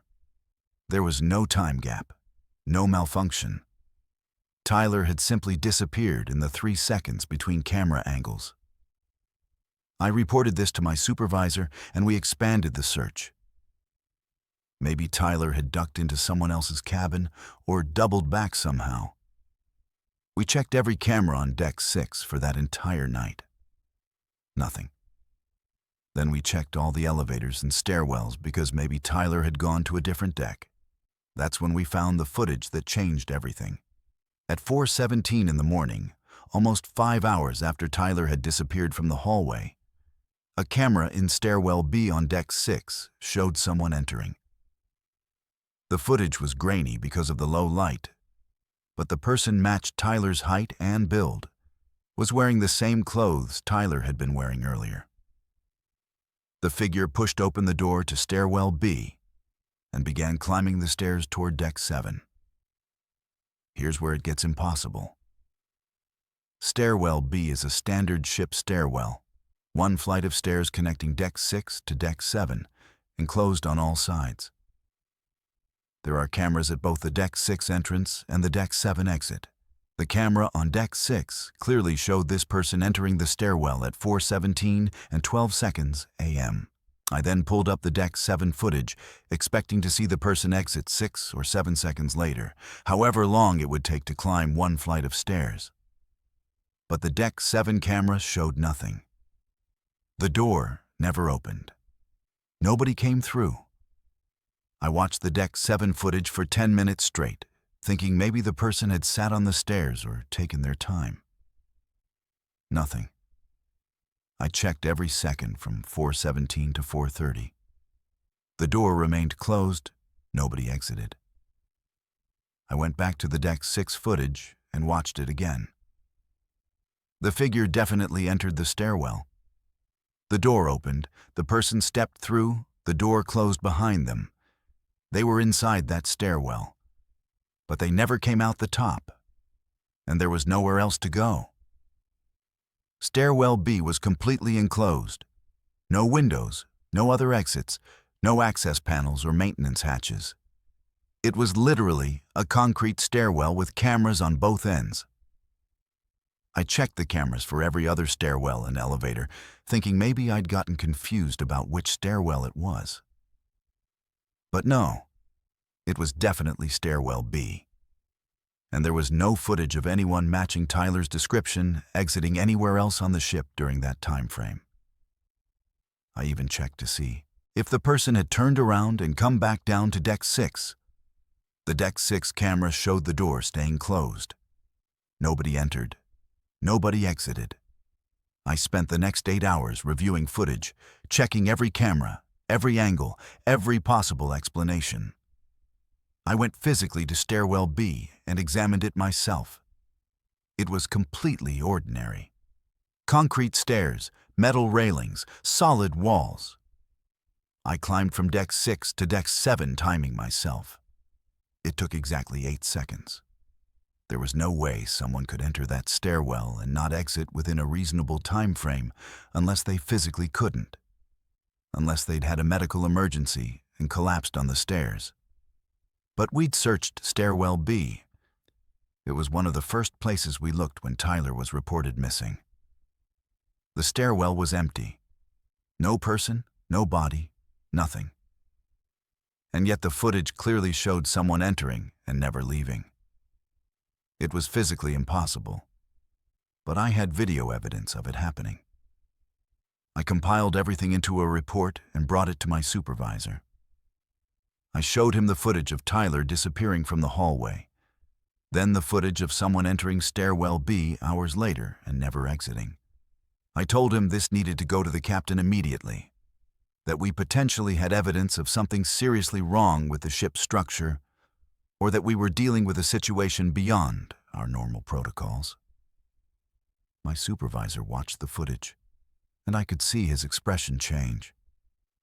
He went from interested to uncomfortable to something like fear. He told me to wait in his office while he made some calls.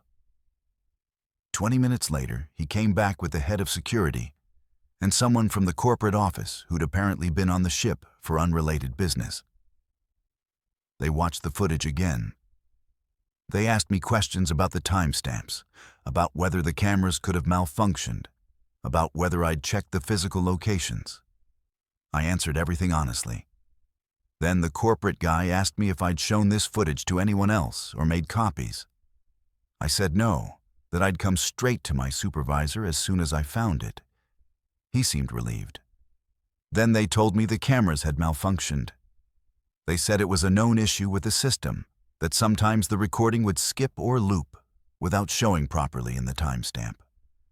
They said what I'd seen wasn't actually someone entering the stairwell and disappearing. It was a glitch where the same footage played twice, or the cameras had recorded out of sync. They thanked me for my diligence, but said I should stop investigating and focus on other duties.